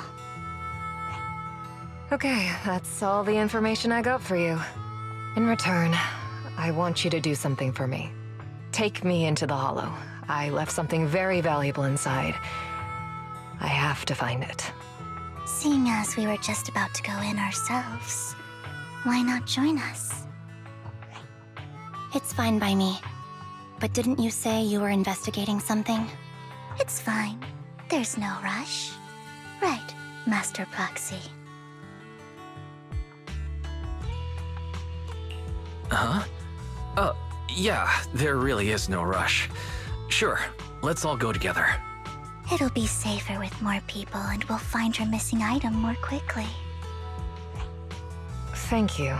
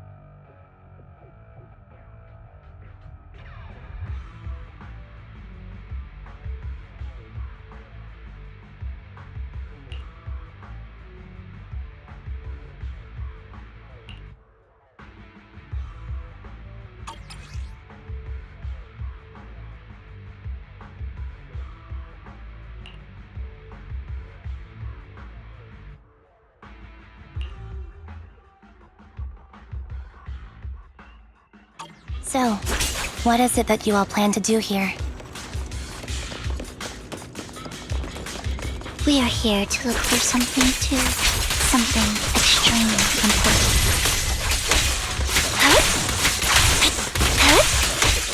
New Eridu's future may well depend on it.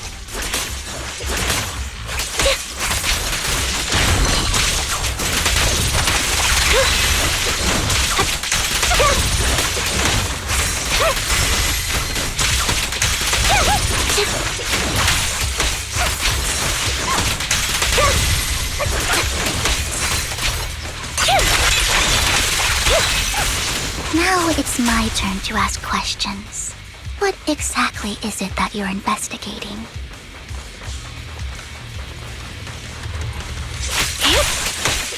Since you're familiar with the name Silver, then you should know that it shouldn't exist anymore. A sound strategy.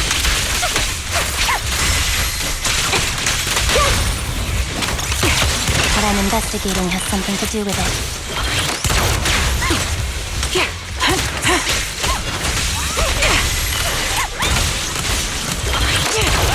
I'm on it. Fire support ready. Off balance. Show no mercy.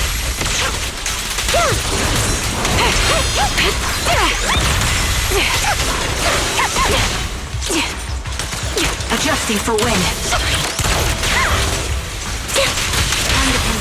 The target's weary. Light him off. Resolve. Proxy, let's use that fissure to head to the next location.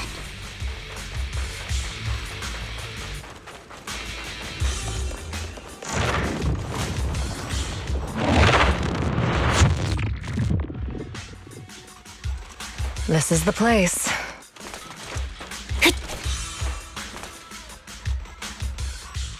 So, what is it that you're looking for? A ring. I was excavating ether here before and accidentally lost it somewhere. Please, could you all help me find it? It has to be somewhere among all this stuff here. Sure, I'll start looking. I'll go with you. I'll stay here with her then. Thanks, but you don't have to worry about me. Go ahead and accompany the others. I'm sure it'll be faster that way. And sorry for wasting your time like this. I know it might sound strange, but I'll be so happy if my daughter grows up to be capable like you.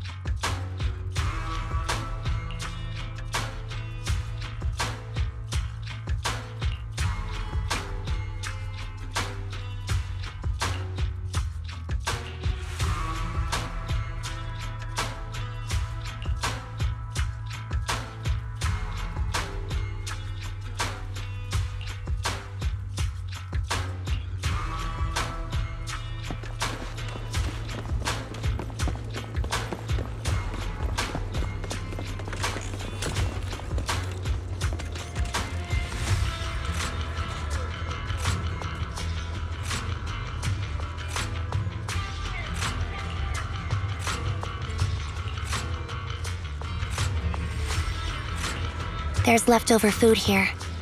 I don't want to imagine what's inside the bag.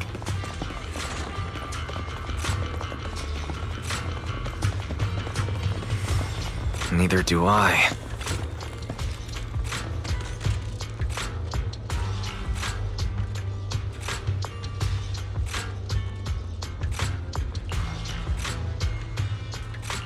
A toy that seems emotionally stable. There shouldn't be a ring hidden in it.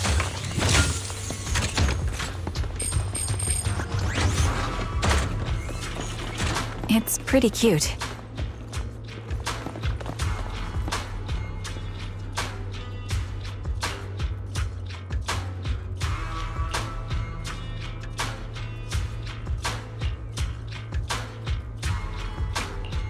It's a fancy lunchbox? I wonder if its owner is safe and sound.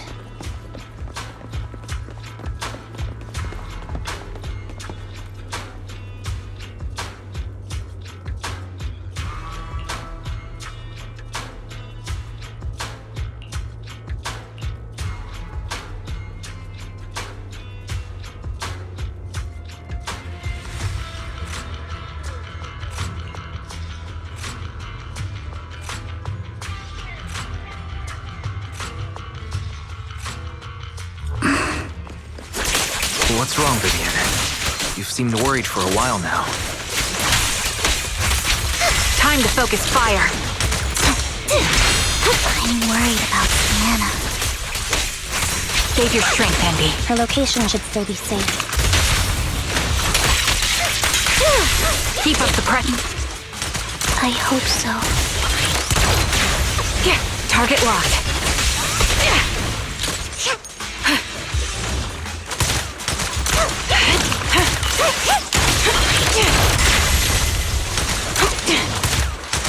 Adjusting for wind.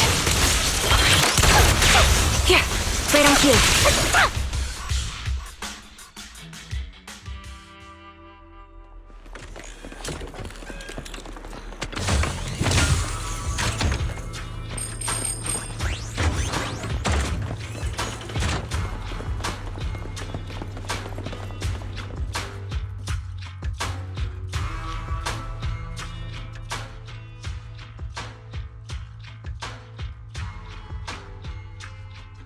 Her vital signs are gone.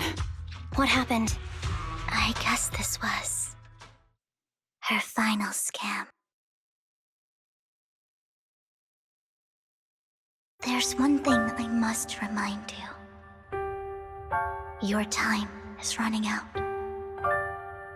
I'm not sure how you can tell, but you're right. I'm going to die in here. That's my plan. I'm very sick and don't have much longer. If I try to get treatment, it'll just be a burden on my daughter. So I scam my way through a bunch of physical exams and managed to take out a hollow corruption policy through Ravenlock Insurance. Once some time has passed, could you please take my corrupted body out of the hollow? That will secure a generous compensation package for my daughter. It's only what the Ravenlocks owe me. A pity, yes. But it's the only way I can squeeze it out of them. What makes you think that will help you? I just trust you will. I'm just awfully sorry you had to get involved in this, but it's something I must do. I have to leave something behind for my girl. I have to give her a chance at life. If it's okay, could you also please pass a message to Mira for me? Tell her, don't worry. Even if Mommy's body is corrupted, withers away, and turns to dust, my love for you will always be there. Thank you. You're a good kid.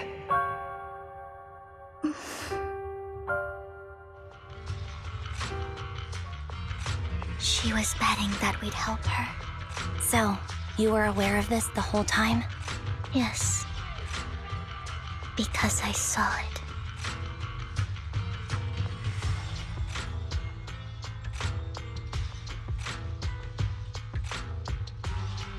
You might not believe me, but I've had this ability to see the future since I was a little girl. But the things I see are always something bad. Plagues, deaths, disasters.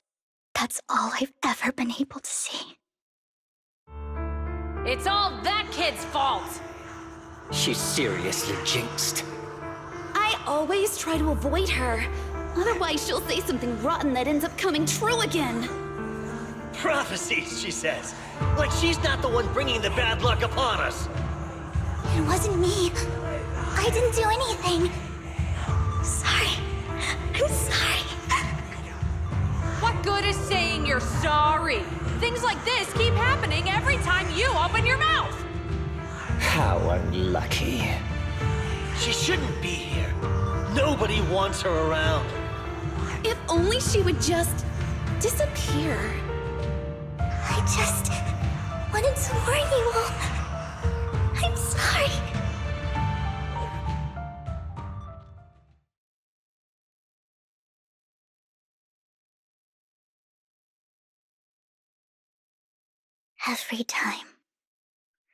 Every time it's the same.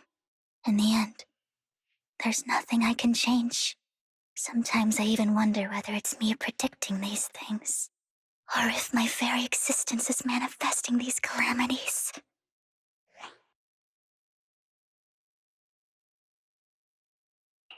Vivian, it's not your fault.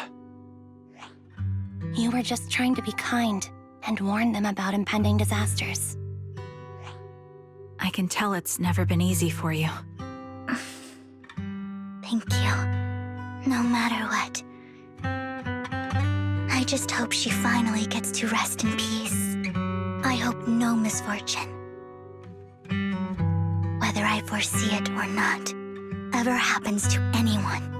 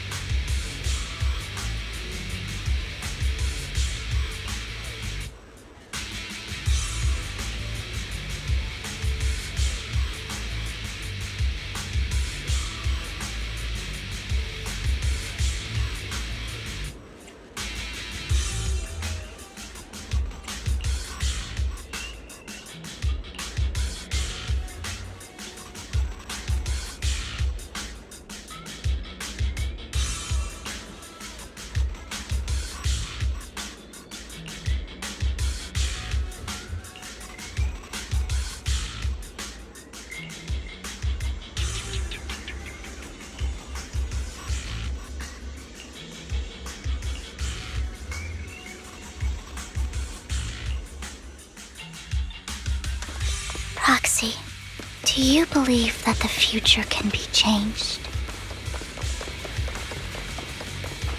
In my memories, this has happened countless times already. Why can I only see these misfortunes? Why can't I even have a sliver of happiness?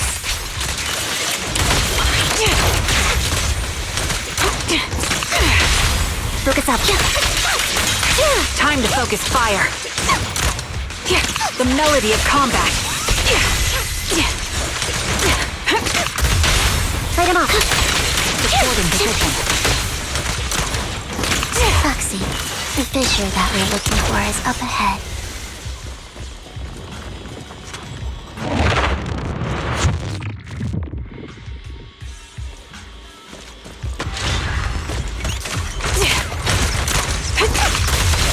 Target locked. Recalibrating.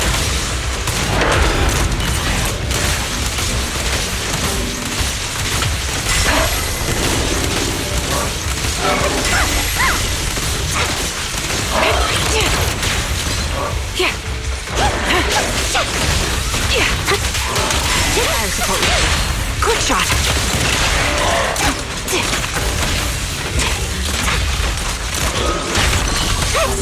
I'm on it.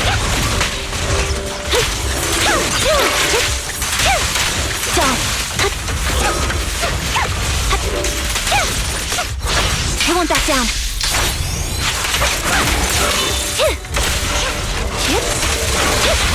The target's weary.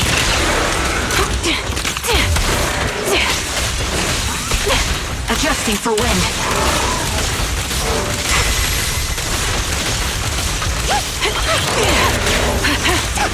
Down strategy. It's time. Sniper's Creed. One shot, one kill. Now or never.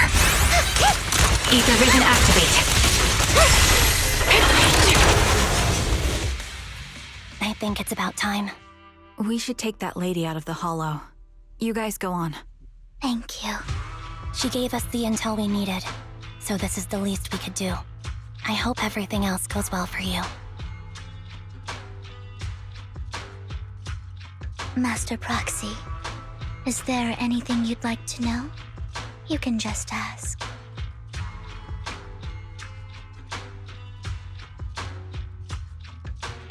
I'm curious about your story, Vivian, but we can talk more once you feel ready. Don't worry, I'm very patient. You're the first person to ever say that to me. I'd be happy to share my story with you. These premonitions I see are not within my control, and they always come to me in a flash, like a flood of images in my mind. Most of the time, I see death, disease, accidents, and disasters. Of course, there are also some non-fatal mutilations. But every time, without exception, they end up happening. And I can never prevent or change them. That's all I have to say about it. If that offends Master Proxy and you don't want to hang out with me anymore, then I can understand.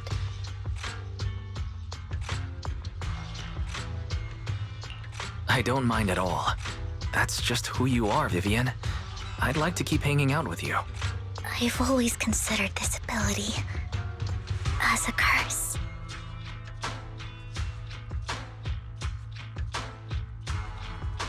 It's not a curse. Actually, I think you've been given a gift. Thank you. Really. Well, it's getting late. Bringer's belongings ought to be around here somewhere. Let's take a closer look.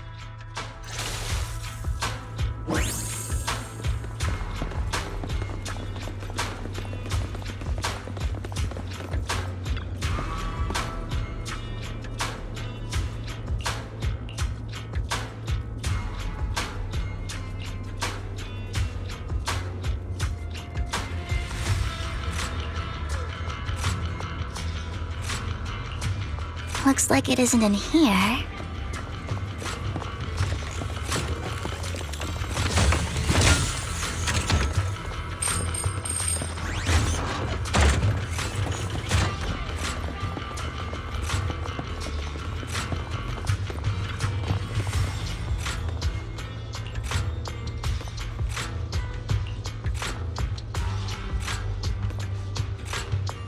Strange, there's nothing in here.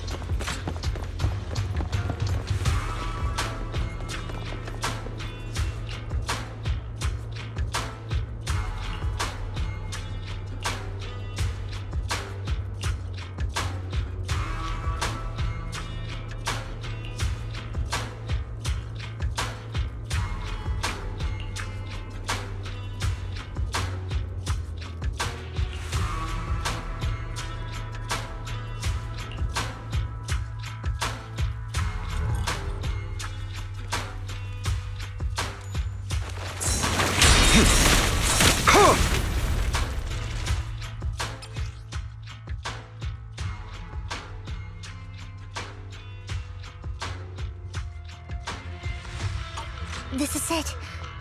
This notebook is what Bringer left behind. But I don't know what these markings on it mean.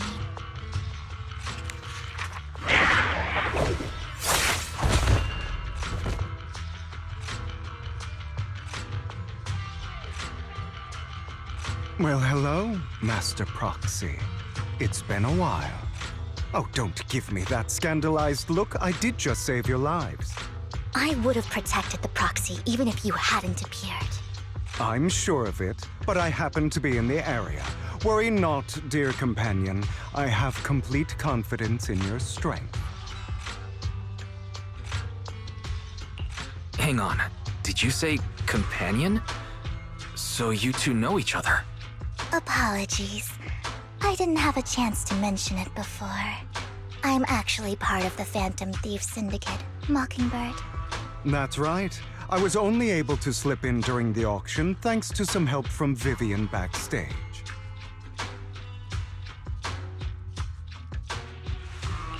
So the whole time you were only bidding on the collections so you could get backstage and tamper with things?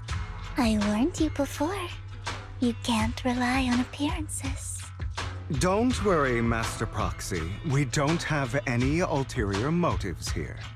As you've probably heard, Mockingbird is a renowned Phantom Thieves syndicate in New Eridu that, despite its longevity, has managed to maintain the secrecy of its members' identities to this day. So, disclosing our identities to you is essentially the highest sign of good faith that a Mockingbird Phantom Thief can show.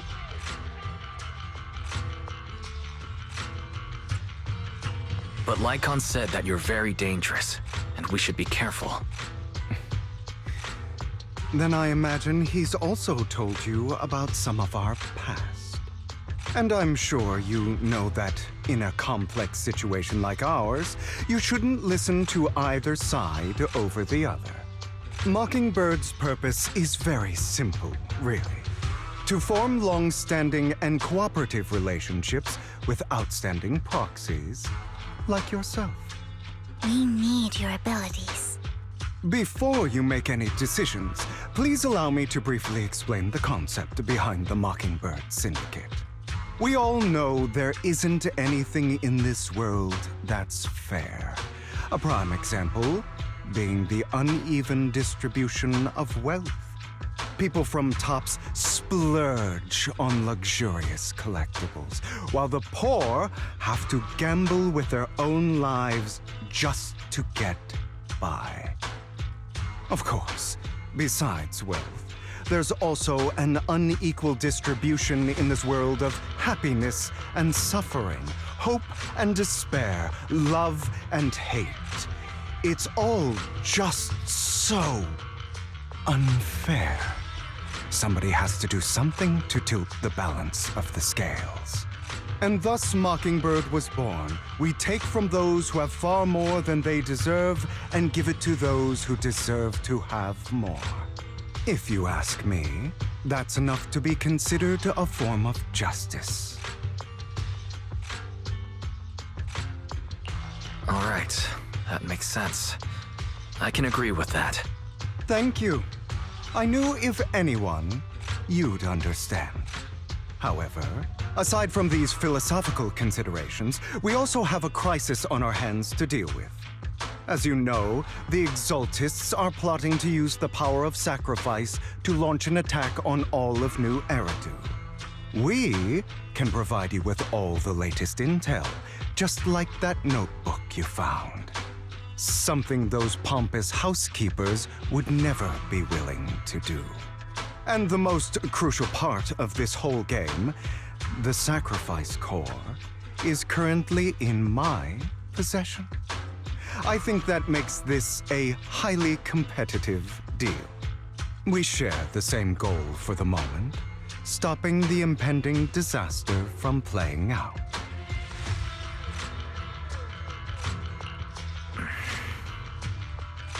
I need some time to think about it.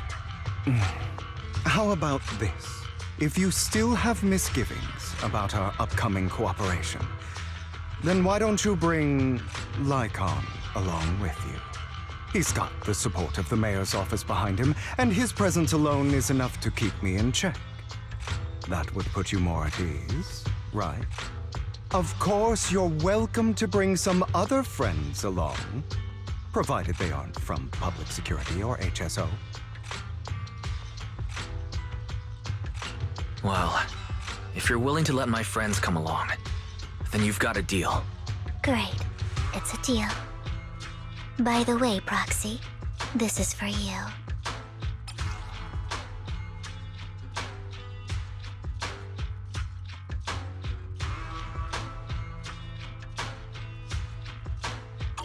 Consider it a souvenir commemorating our first time working together. For now, we'll carefully look through the contents of that notebook. I'll contact you if anything comes up.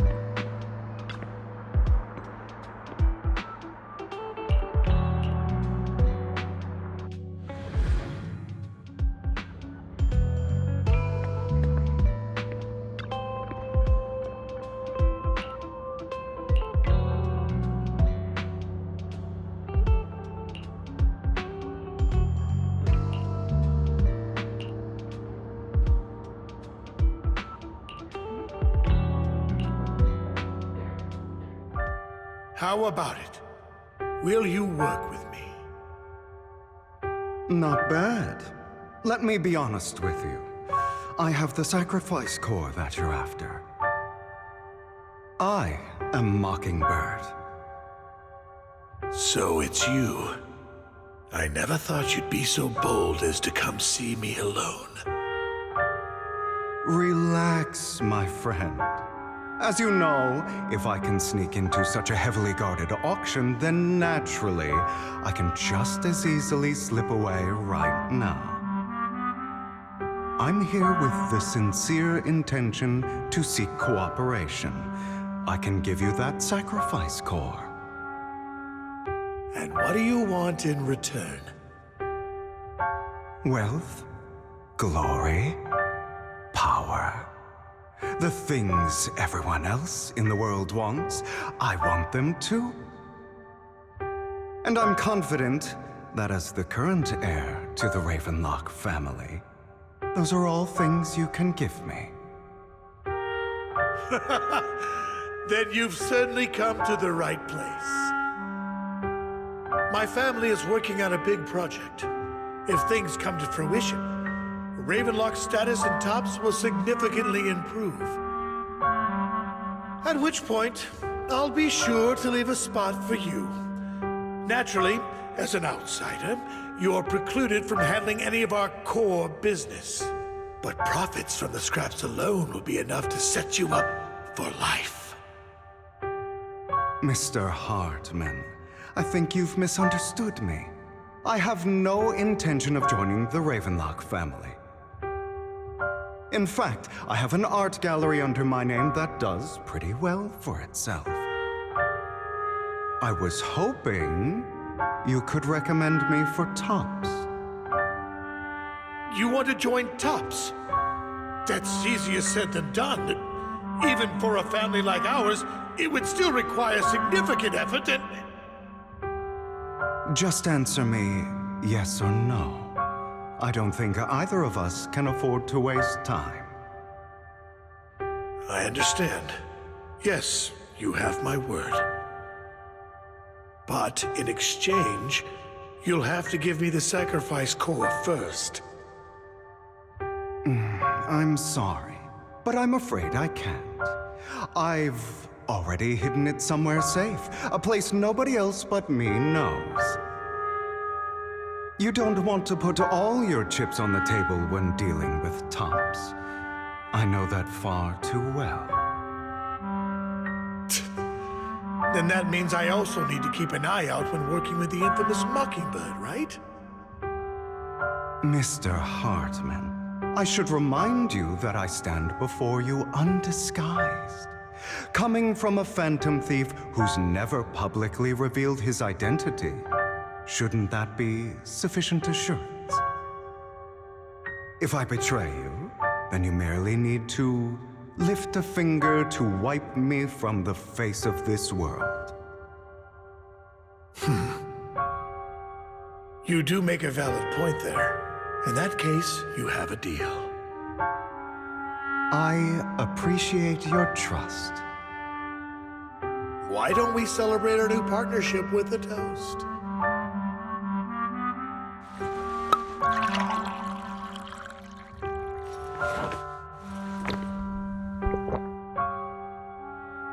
Having a drink before undertaking anything important is a family tradition.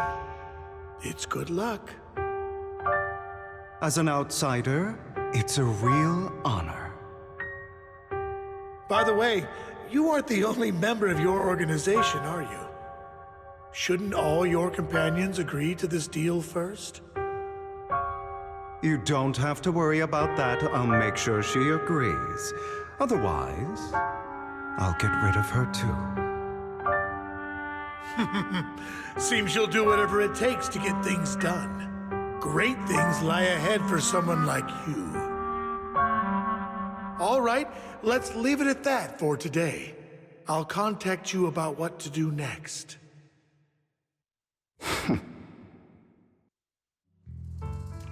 That's him! He's the one who killed Serena! She was the only one who was ever any good to him, right? That's how he repays her? That's why they say once a mongrel, always a mongrel. Just look into his eyes. Father! We have to punish him! Serena had been ranking ahead of him. Hugo must have poisoned her water so he could pass her. Pure evil. Typical for an impure bloodline. He should have been kicked out ages ago. Hugo, did you do all this? Yes, it was me. I killed her. He admitted it! Father, he must be expelled. He has no right to live under the same roof as us. Why don't we reunite him with Serena then? Nobody would ever know. Hugo, well done. My children, how many times have I told you before? In this world, only the most ruthless, cruel, and unscrupulous of people ever make it to the top. Like Hugo here, who is willing to murder his only true loved one without a second thought. Only someone with the means and the gumption to do that is qualified to be my heir. But I... It's all over now, and the results are obvious. The winner of this month's assessment is Hugo. As for the rest of you, go to the usual place for the punishment you deserve. But Father! Before this, I was #1. As I've told you before, there's only room for one winner in this family. You're still a loser, even if it's by the smallest margin. And there's no reason for a loser to exist. This is all for your own good. Do you understand? Go on now. Receive your punishment for the sake of the family. Yes, I understand. I'm sorry.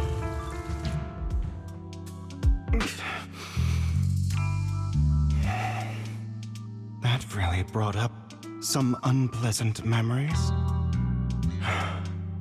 It won't be long. Soon, it'll all be over.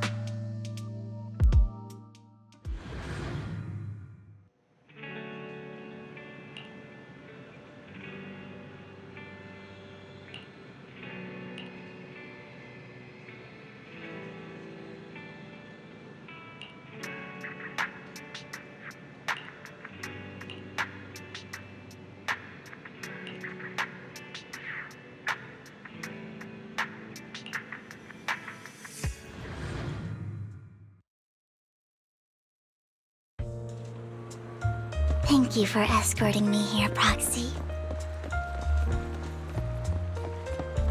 Today was quite eventful. You're a child that only brings misfortune. People have been saying that about me for a long time. Why do I only predict suffering? If I could predict happy things, joyful things, would people like me a little more?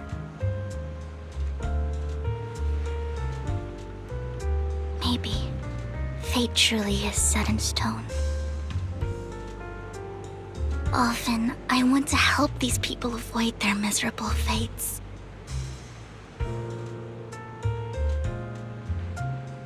For a time, I even thought that I was successful, that I could change people's destiny.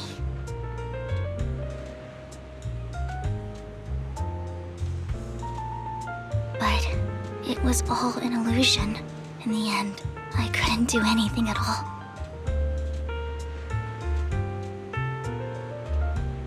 So, I was really happy when you said that my abilities weren't a curse, but a gift.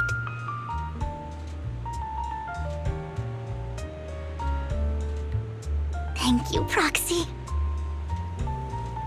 I'm so glad to have met you. And you're also a fan of Lord Phaethon. It's like we were fated to meet.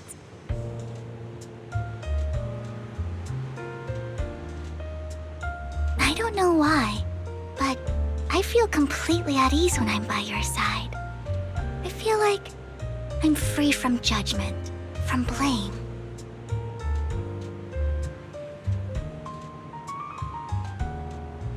Like, I don't need to worry about anything, and can just be my own true self.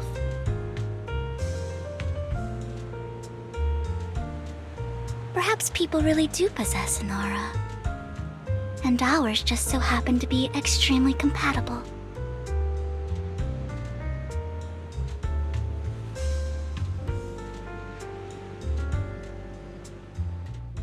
By the way, you asked me before about Hugo. I don't really know much about him. He rarely ever talks about his past, but judging from his eye colors, you can guess he's probably the bastard son of a renowned family. I think his mother was very worried about his different colored eyes, and even wanted to get rid of him at one point. But then his family offered a huge price and bought him off his mother for some reason. And just like that, he moved from a leaky and drafty boarding room to a luxurious mansion. But he's also mentioned that the extravagant home is actually like hell for him. I think it's probably because the family treats him terribly. I digress. He ran away and ended up meeting Lycon and his master. After that, they formed Mockingbird together and experienced a rare period of happiness. Until Lycon's betrayal. So, what's your take on Hugo? I imagine I would still be wandering around now if I had never met him. To me, Hugo is just like an older brother. I've always felt as though he's carrying some heavy burden with him. But that's a secret he's kept to himself. Something he'll never tell me. Sometimes when I look into his eyes, I can feel that he's really struggling with something. Even though he may say some extreme things, Hugo really isn't a bad person. I think one day he'll tell me his secret. Until then, I just have to wait. Wait and trust him.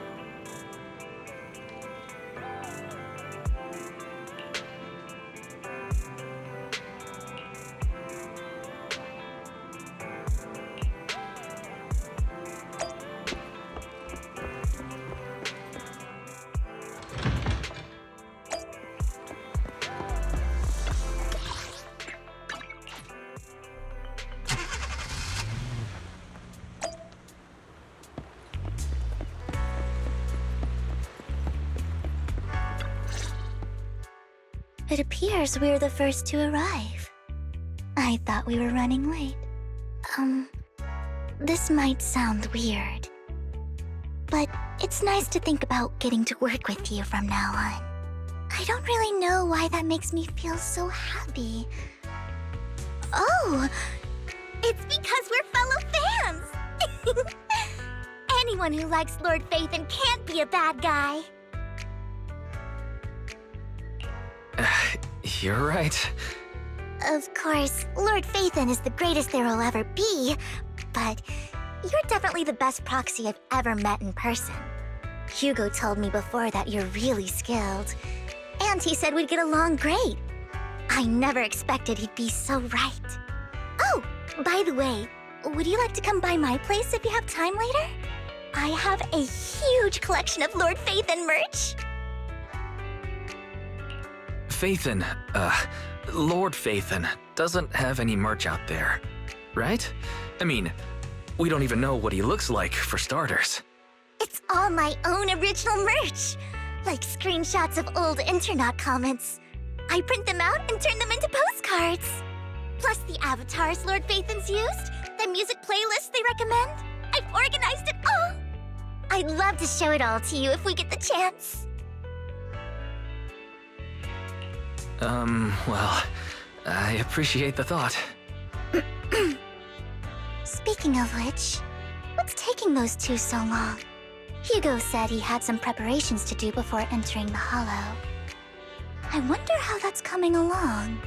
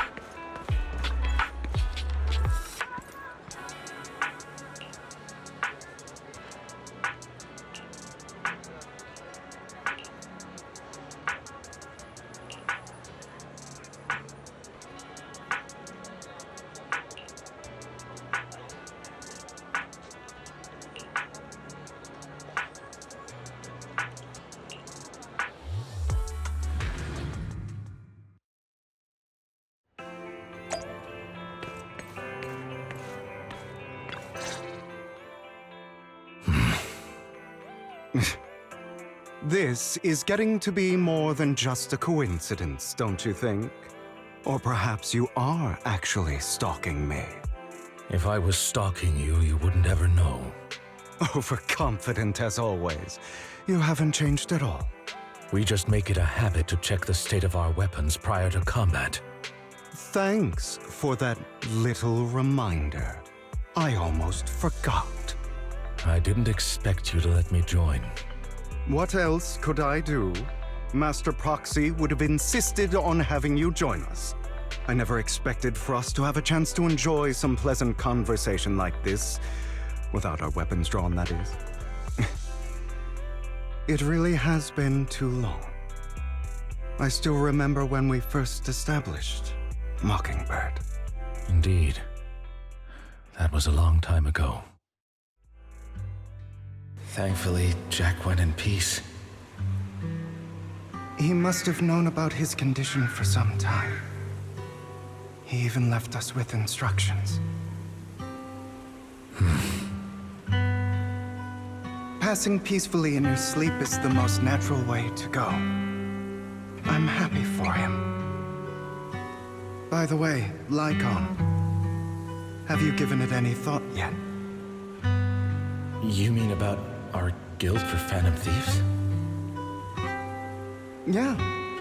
It's time for us to build an organization of our own. Jack always supported the idea, didn't he? I don't have any objections. But what should we call it then?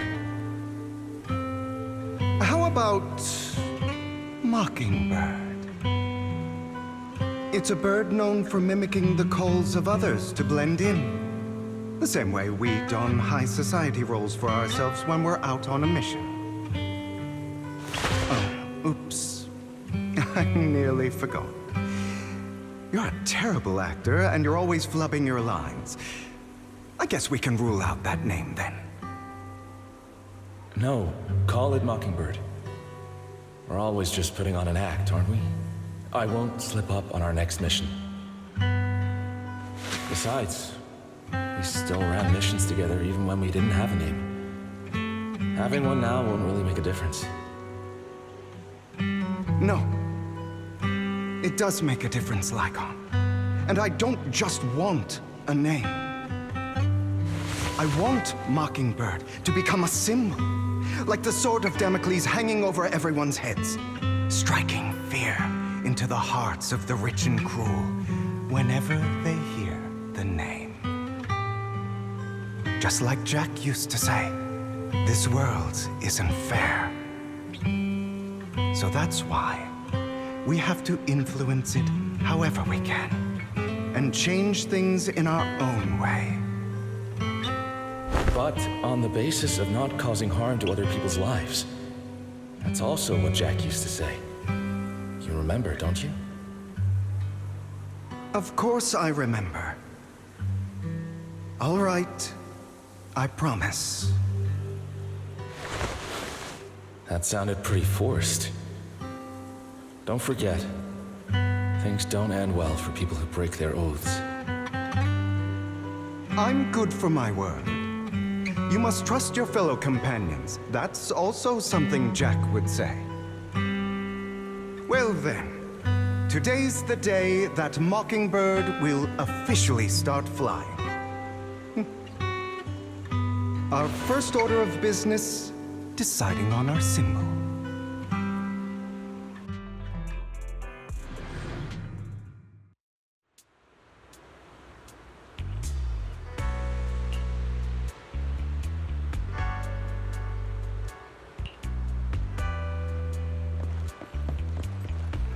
Looks like we're all here.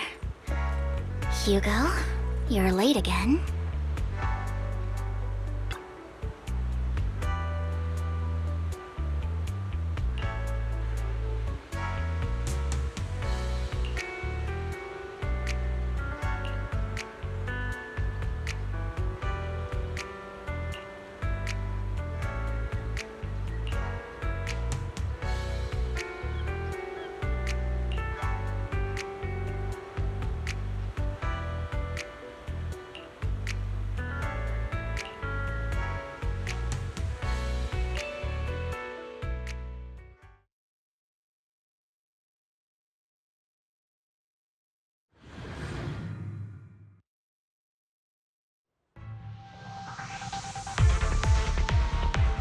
I didn't expect the coordinates in Bringer's notes to lead here. Evade, now! Oh, are you familiar with this place? More familiar than you, it seems. Proxy, if they're being too noisy, can I take action?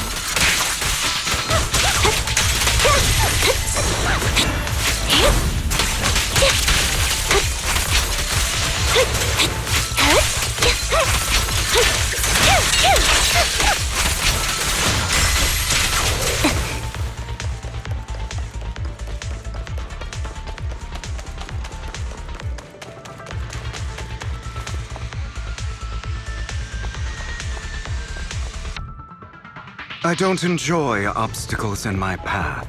The generator room should be nearby. Over here. Master Proxy, I hate to be the bearer of bad news, but there's something wrong with the circuit. It seems to be blocked. Don't tell me. Victoria Housekeeping's high and mighty attendants can't even fix a simple circuit. I can fix it, but I'll need a circuit diagram before I can do anything. I've seen diagrams for this type of circuit before. It's a pity that we're unable to connect to the outside world from inside the hollow. Just leave that problem to me. Wise, I just sent an image of a circuit diagram to you. Have a look. Thank you very much, Master Proxy. Now then, Let's start repairing this circuit.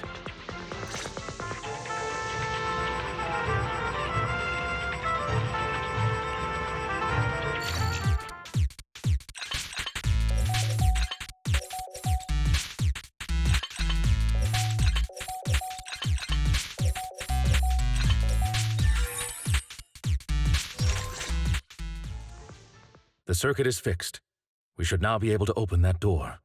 Wait up. Wait a second. Something just doesn't add up. It's all coming together now. Communicating with the outside world from within a hollow. And getting that circuit diagram. In theory, there's only one person who could ever do that. Could it be your Lord Phaethon? Impossible. There's no way. But then again, only Phaethon could have done that. I mean, you're an incredible proxy, sure. And you're a good person. But could you really be Lord Phaethon? That's me. I'm Phaethon. Sorry, I just never had the opportunity to tell you. Unbelievable. Lord Phaethon! I've been your biggest fan for years now! Goodness me, Lord Phaethon was right in front of me all along, and I had no idea. This is like a dream. Could you... I mean, if you're willing, could you please give me an autograph and a group photo and...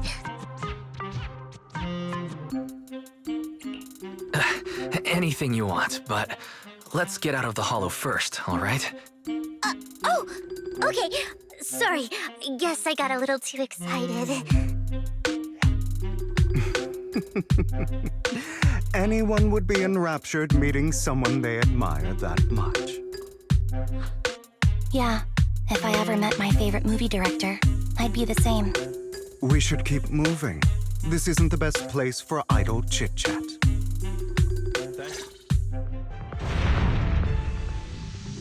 The door's finally open.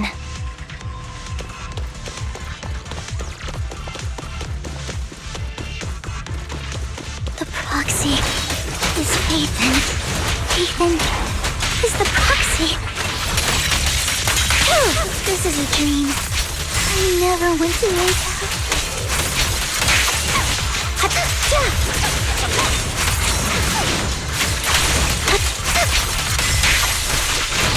The fissure over there should lead to our destination.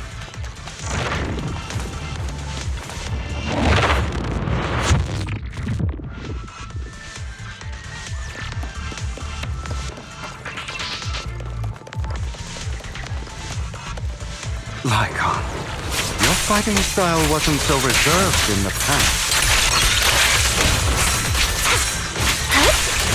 I've matured. You call this mature? You're just being pretentious.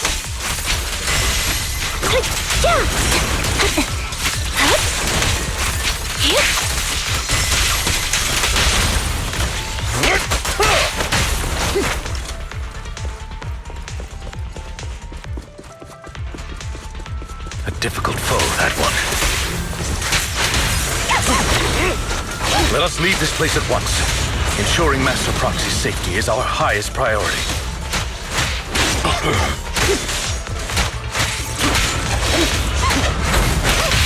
Fall back. I won't let anything happen to you, Lord Phaethon.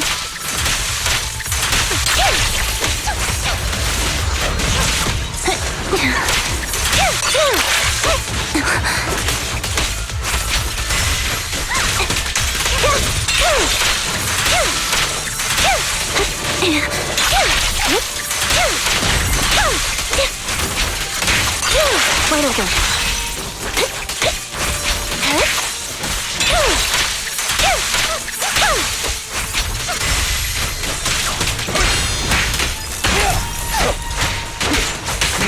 Take this. Lord Phaethon, how are you feeling? Are you tired? Do you need a break? Some food? Water?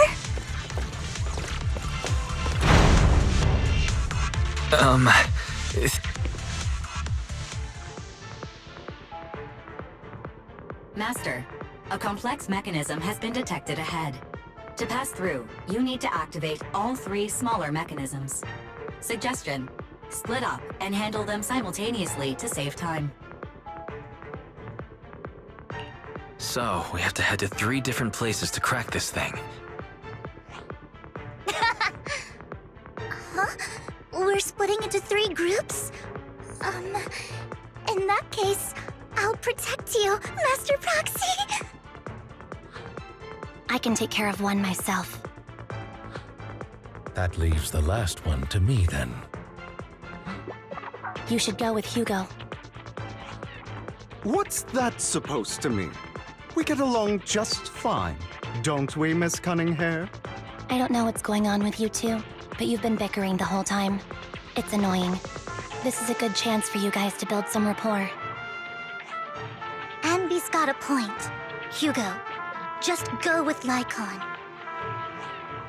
You just want to be alone with your Lord Faithin, don't you, Vivian? Huh? That's not it! Alright, sounds like a plan. It's all decided then. If Master Proxy says so, then sure. But, Lycon, you better not slow me down. I really want to recommend you two some movies for a crash course on teamwork.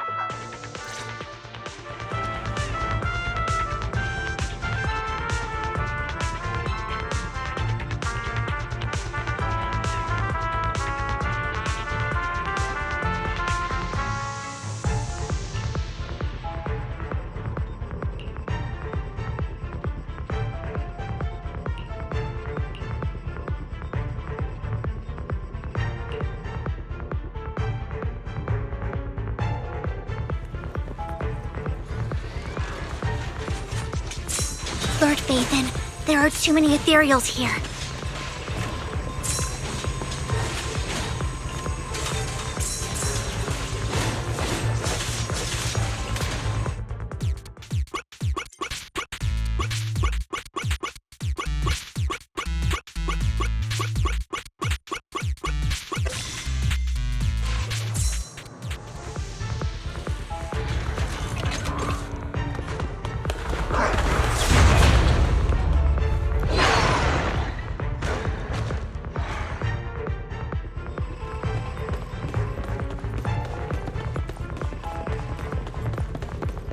Lord Faithin, seems like we both need to press down on these mechanisms at the same time.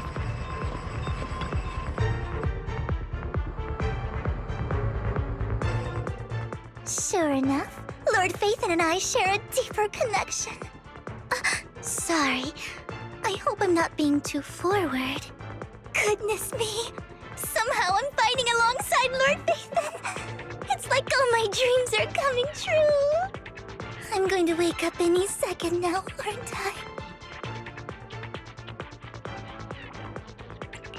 No, this isn't a dream. I'm real. See? You can even hold my hand. Not only is Lord Faithin incredible, but super kind. That's it. I pledge to be a die-hard Lord Faithin fan until my very last breath.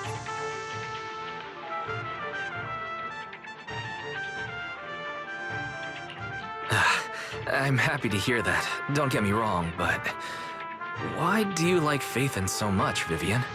Lord Faithin is my light. The one who saved me in my darkest, most desperate times. Like a deity who rescued me. You probably don't remember, but you really did save me that day. Wow, it's so embarrassing to say all this in front of you. Sorry, I hope I'm not bothering you too much. No, you're not a bother at all. Thank you for your loyal support. I should be the one thanking you. Just being able to see Lord Faithin makes me the luckiest person in the whole world. Sorry to keep babbling like this. I wonder how the others are doing. I'm sure Anby will be able to manage. She's great at this kind of stuff. But as for Hugo and Lycon, let's just hope they don't get into a fight with each other. There are too many ethereals here. Though, it's not a huge problem.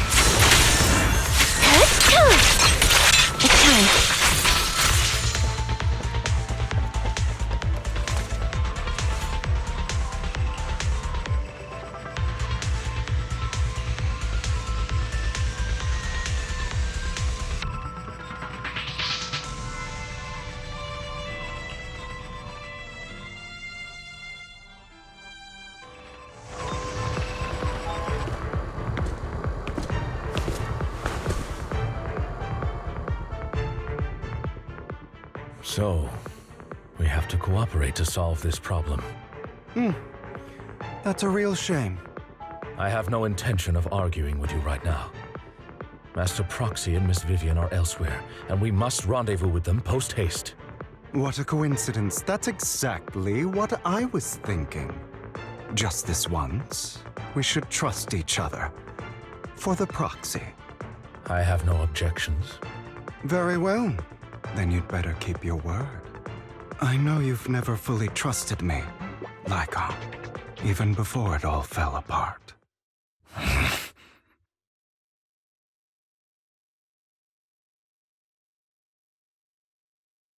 You wanted to speak to me alone? I know you and Hugo are as thick as thieves and don't hide anything from one another. But you can't tell him what I'm about to tell you. Did something happen with him? Hugo is an intelligent and gifted child. He learns everything I teach with ease. In time, he'll grow beyond me. Reach a place where people will marvel and look up to him as a beacon. Yeah. As much as I hate to admit it, he always picks things up just a teeny bit quicker than me. But none of that matters, because I can overpower him easy. I don't think being gifted is a good thing for him. What do you mean? He bears a dark and painful past. What he was taught, the hatred he was faced with, everything he picked up. It's all become an integral, inseparable part of him. I believe that beautiful flowers can blossom even in the darkest abyss. But the roots of that flower would draw from evil instead of good. Hatred instead of love. It's a curse that flows through his lineage. A curse that fate branded him with. I've seen far too many people like that throughout this long life of mine. They struggle with this curse their whole lives. But they all end up failing in the end. The path of light is narrow and fleeting. And the darkness is filled with such temptation that dropping your guard for even just a moment can send you spiraling straight into the abyss. Do you mean Hugo's going to be a bad guy? I don't know. I hope he'll always stay true to his heart. That he won't give in to hatred and ambition. That he won't become the dragon that must be slain. But he has inherited the seed of evil. You cannot let it take root. I'm afraid I won't be there to help you. There's not much life left in this old body of mine. So then, Lycon, promise me now. You must hold his chain tight. To restrain him. To stop him. And when necessary, to choke him.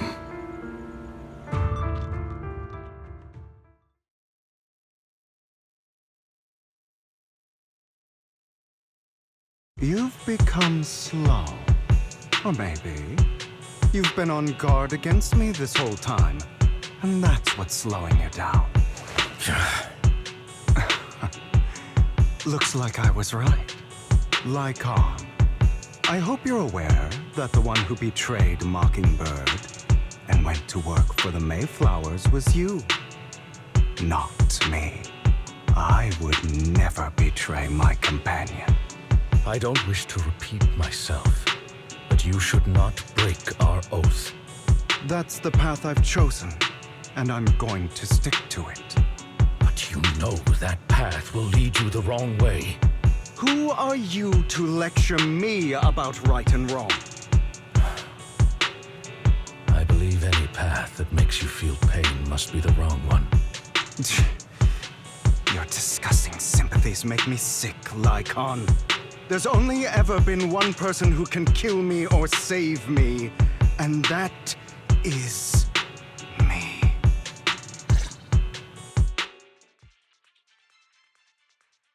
Great, it worked!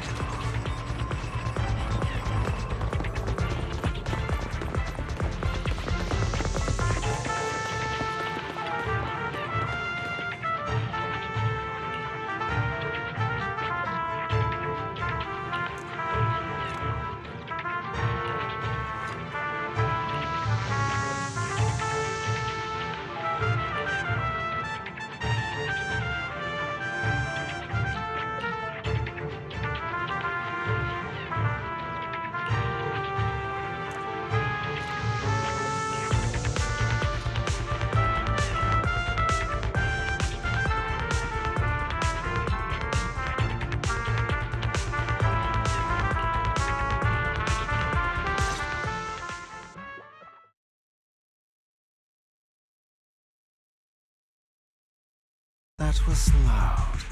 What's happening up ahead? Hold on, everyone. I'll go check it out. It's probably multiple ethereals attacking. Just in case, I'll go with you. Vivian, you should go with them too. Keep an eye on Lycon, will you? I'm worried he might sell us out to the mayor when he gets the chance.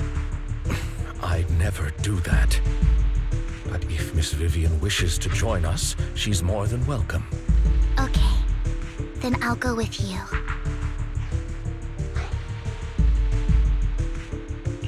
Why do you look so nervous? I've spent so much time by your side already. I need to get away from Lord Phaethon for a little bit, or I might die from this overwhelming happiness. If that's the case, Miss Vivian, feel free to come along with me. Okay. All right. So, how does it feel to be worshipped, Lord Phaethon? You had that figured out a while ago, didn't you? Sharp as always.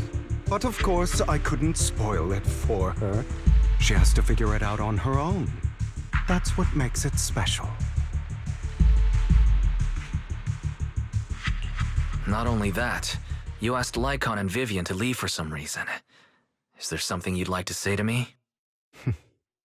I can't keep anything from you, can I? I've always treated Vivian like my own little sister. Maybe it's just a coincidence, but she looks a lot like Serena. I think I mentioned it before. Serena was my half-sister. She passed away a long time ago. Vivian really likes you, whether you're Phaethon or just wise. Of course, I also have a lot of respect for someone like you. Strong, fair, and genuinely kind. So I hope... I beg you, please keep her safe. Hang on. What's that supposed to mean? Think of it as the last bit of conscience I have left. A kid as pure as her. She should stay alongside someone who walks in the light. Like you. Not even Vivian can agree with all my beliefs. One day we'll go our separate ways. Your beliefs? What do you mean exactly? You probably heard from Lycon. We swore an oath when we started Mockingbird. We swore to use our own hands to right the wrongs in this world. But never, under any circumstances, would we take another human life. I stayed true to my words. Until my father, the man I hated, stood right before me. I could have ended his life easily, but I hesitated. I remembered that damned oath and their repeated attempts to convince me I didn't do it. Because of that, innocent people died. All because of him. If I'd killed him first, then none of those tragedies would have happened. People like him don't deserve to live. After that, I realized sometimes taking one life really can save countless others. I can't agree with that. Is that so? I see you have your own beliefs. Vivian has a good heart. I don't want her to get her hands dirty. But you know how it is. In this world, someone has to be the bad guy. So, I want to apologize to you.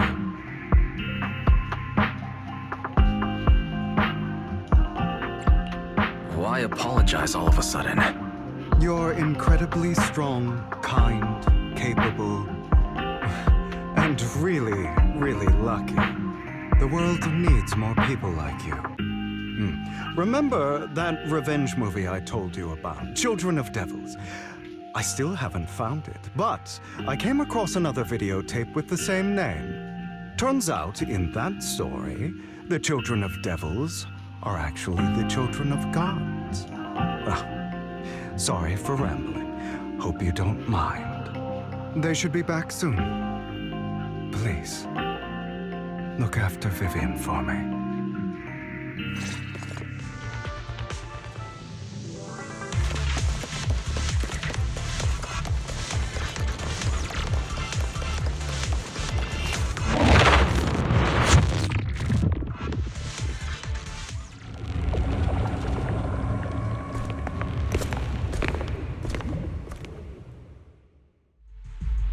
What is this?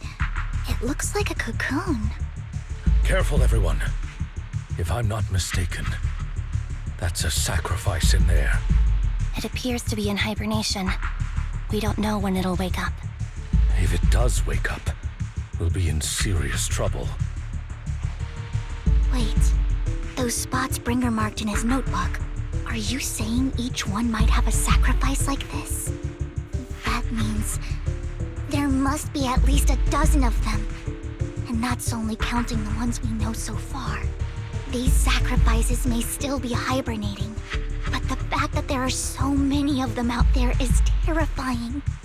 The Exaltists must have a way to revive them. And that's not all. These sacrifices can exist outside the Hollows. If they make their way into populated areas, I'm afraid it will lead to a catastrophic disaster likened to the fall of the old capital. That's almost certainly what they meant by vengeance against all New Eridu.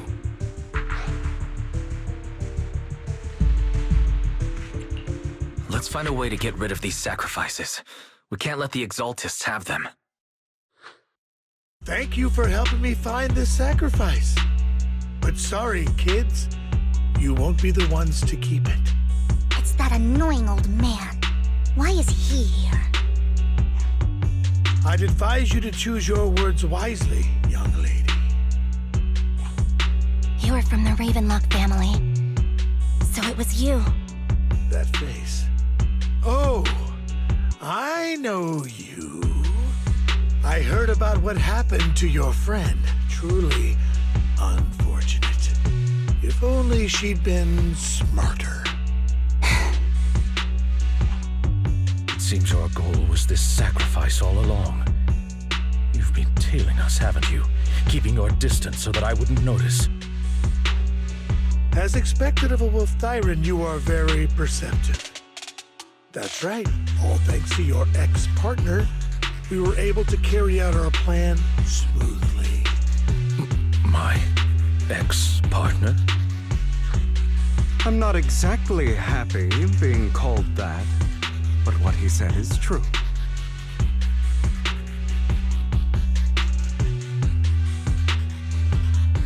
Wait, Hugo, what do you mean? I made a deal with Mr. Hartman in advance. So, would you kindly step aside and let us have this sacrifice?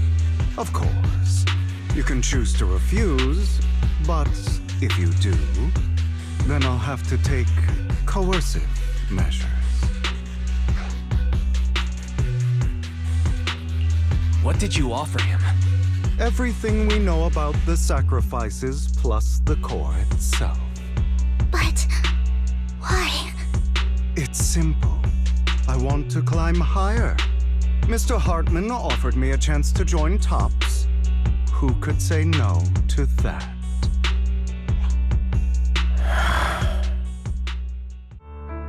No.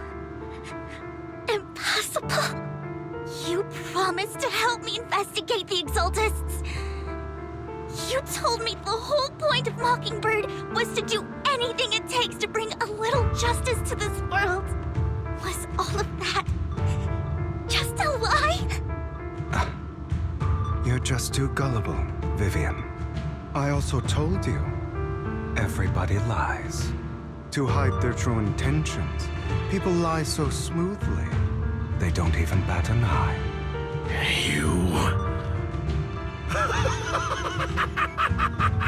What a wonderful show of betrayal and backstabbing! Bravo! I've got no interest in your little feud.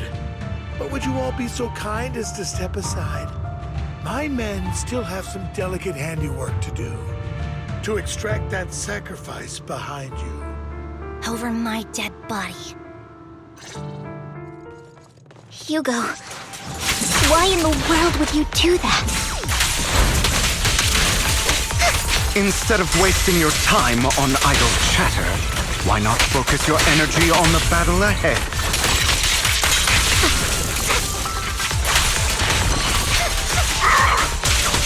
Your plans will never succeed. It's useless. Don't you get it? Stand still. You're not just going against the people in front of you. You're not going against me.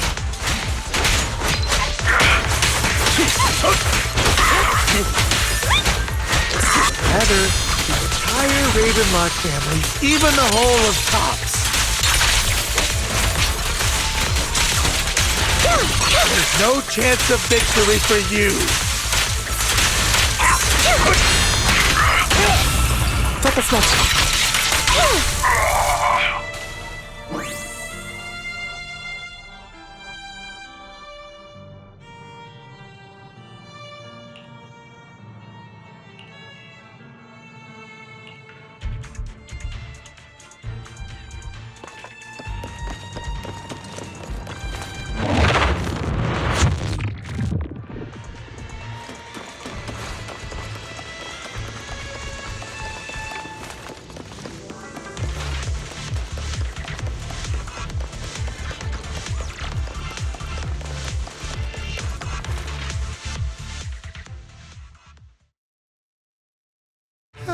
You guys are such a pain.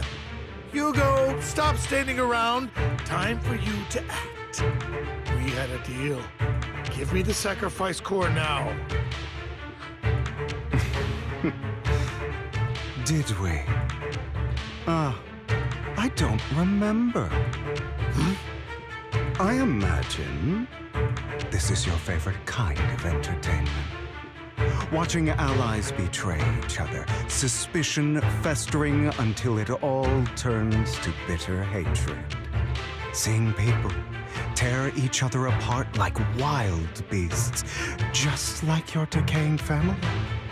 Does it comfort that dead conscience of yours? What's that supposed to mean? I am loving the look on your face right now. Right when you think you've succeeded, I'm here to tell you it was all fake. None of it was real. Let this pain sink in. It's karma for what you did to me back then. You're insane. I have no idea what you're talking about. You still don't recognize me, do you? Let me give you a little hint. My full name is Hugo Vlad Ravenlock. That's impossible. You're part of our family? I may be an illegitimate child, but I have the same blood flowing in my veins as you. I know you. You're that bastard of his. Damn it. I could have sworn you were already. My dear uncle, you were never worthy of your position. You have no claim to the Ravenlock lineage. You may have killed all of my father's other children, but sorry to disappoint, I'm still alive. I am the true heir to the Ravenlock family. You're a bastard. You have no right to inherit the family. That's not for you to decide. Master Edmund is very supportive of my claim. Edmund? That's impossible. You weaseled your way into Top's inner circle? Master Edmund doesn't care who achieves his goal. In other words, he'd happily let me take over the Ravenlock family, as long as I'm more competent than you. This can't be! You don't know the family's real secret!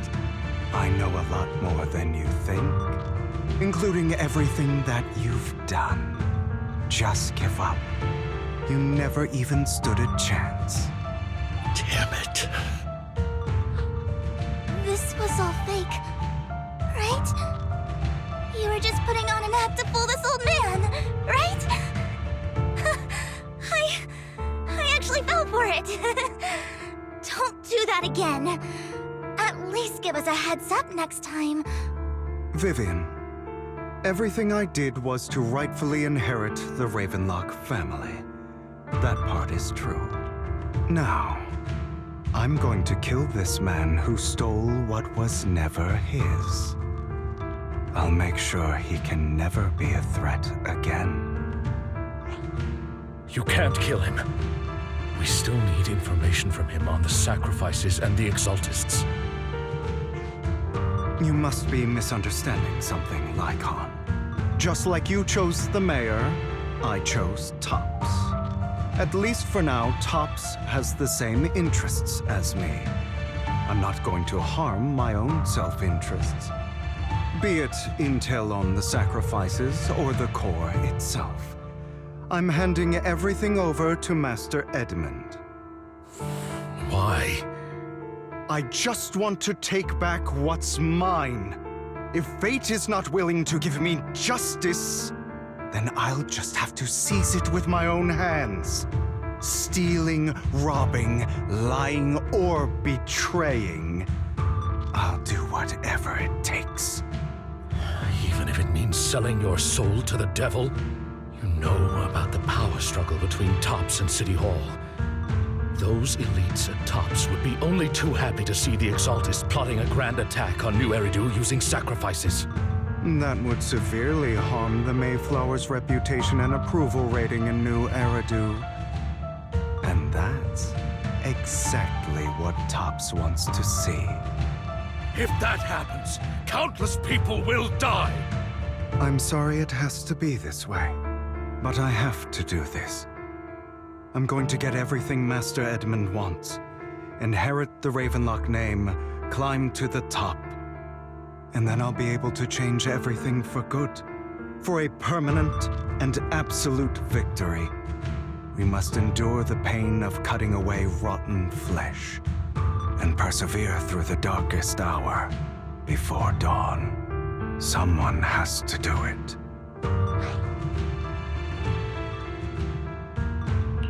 I don't agree. Sounds like some twisted logic to me. This is the path I've chosen. Without power, resources, or strength, we can't do anything. Mockingbird is the perfect example. All the talk about using our power to tip the scales of justice and hover over them like the sword of Damocles. It's just a delusion. In their eyes, we're nothing but annoying gnats. Mockingbird has never really changed anything or saved anyone. Never in the past, not now, and never will in the future. None of it matters.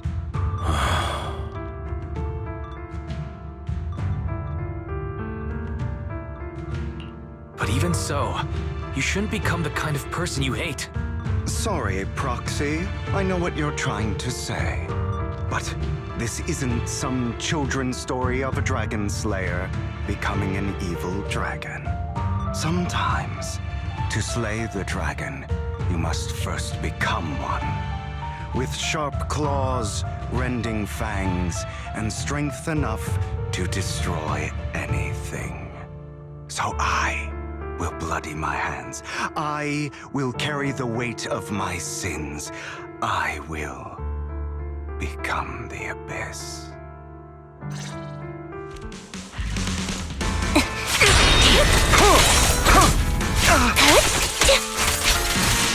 It's about time you kneel.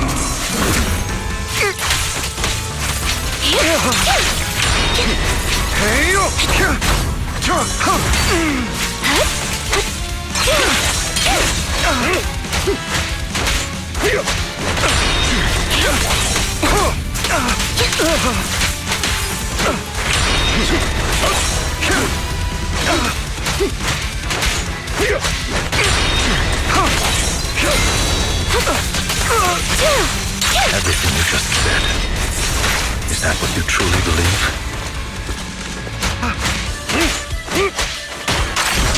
Of course. Are you surprised? I have never once thought that Mockingbird was a failure. Take this. Our actions, no matter how childish or flawed, must have made their mark. I don't want it to end like this. There must be another way. Now you pay. There isn't, Vivian. This is the final lesson I'll impart to you. Truth be told, Proxy, I envy you.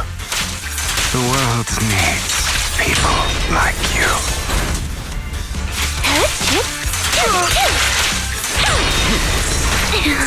Out of my way.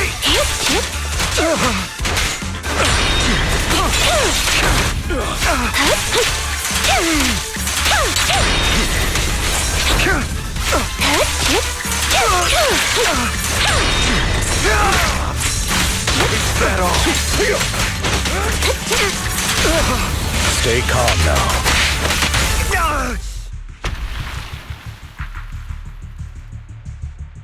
All right, you got me. But too bad. I have my own methods. What are you doing? Well then, make your choice. The sacrifice core, or your precious Faithin. I know you took it. Don't forget, I'm the one who taught you that. Okay, the core is yours. Just leave Lord Faithin alone. What a shame. Did you really think I'd keep my promise? That's right. This is the real me. What's the matter? Thinking of killing me? Didn't you say all life is precious? Drop your foolish facade. I knew it. You... He has inherited the seed of evil. Do not let it take root. When the time comes, you must be the one.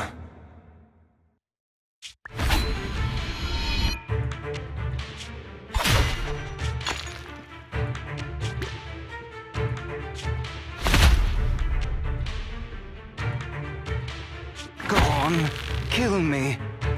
If you've got the guts, do it, traitor.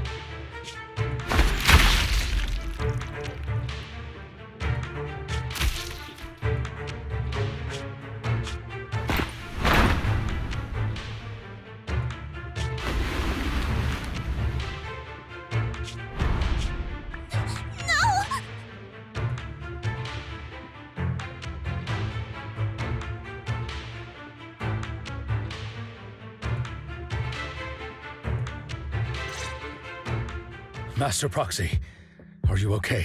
Are you hurt? Don't worry. I'm fine. I just didn't expect things to turn out like this. Lord Bathan, I'm sorry. I had no idea Hugo would do that to you. I'm so sorry.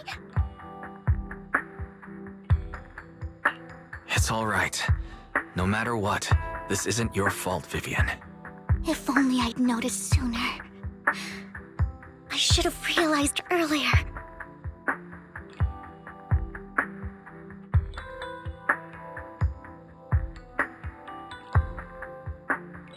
Hugo, he...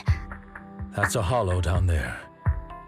If you need, I can arrange for someone to go in and search for his body. That isn't necessary. To be frank, I thought you'd hate him for his betrayal, Miss Vivian. I do hate that he's keeping things from me, but all these years, Hugo's been like family to me. I believe he's still with us.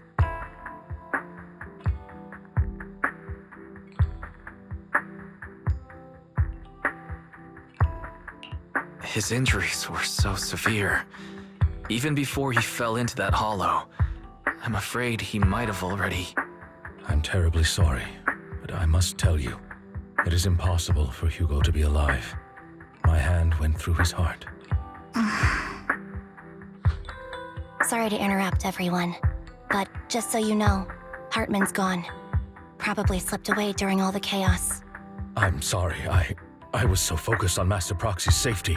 I wasn't paying attention to him. Same, but it doesn't matter. We all know what he did. And he will pay for what he did today. Yes. I'll be reporting all of this to the mayor. He's not getting away with this. Well then, now that it's all over, let's head back.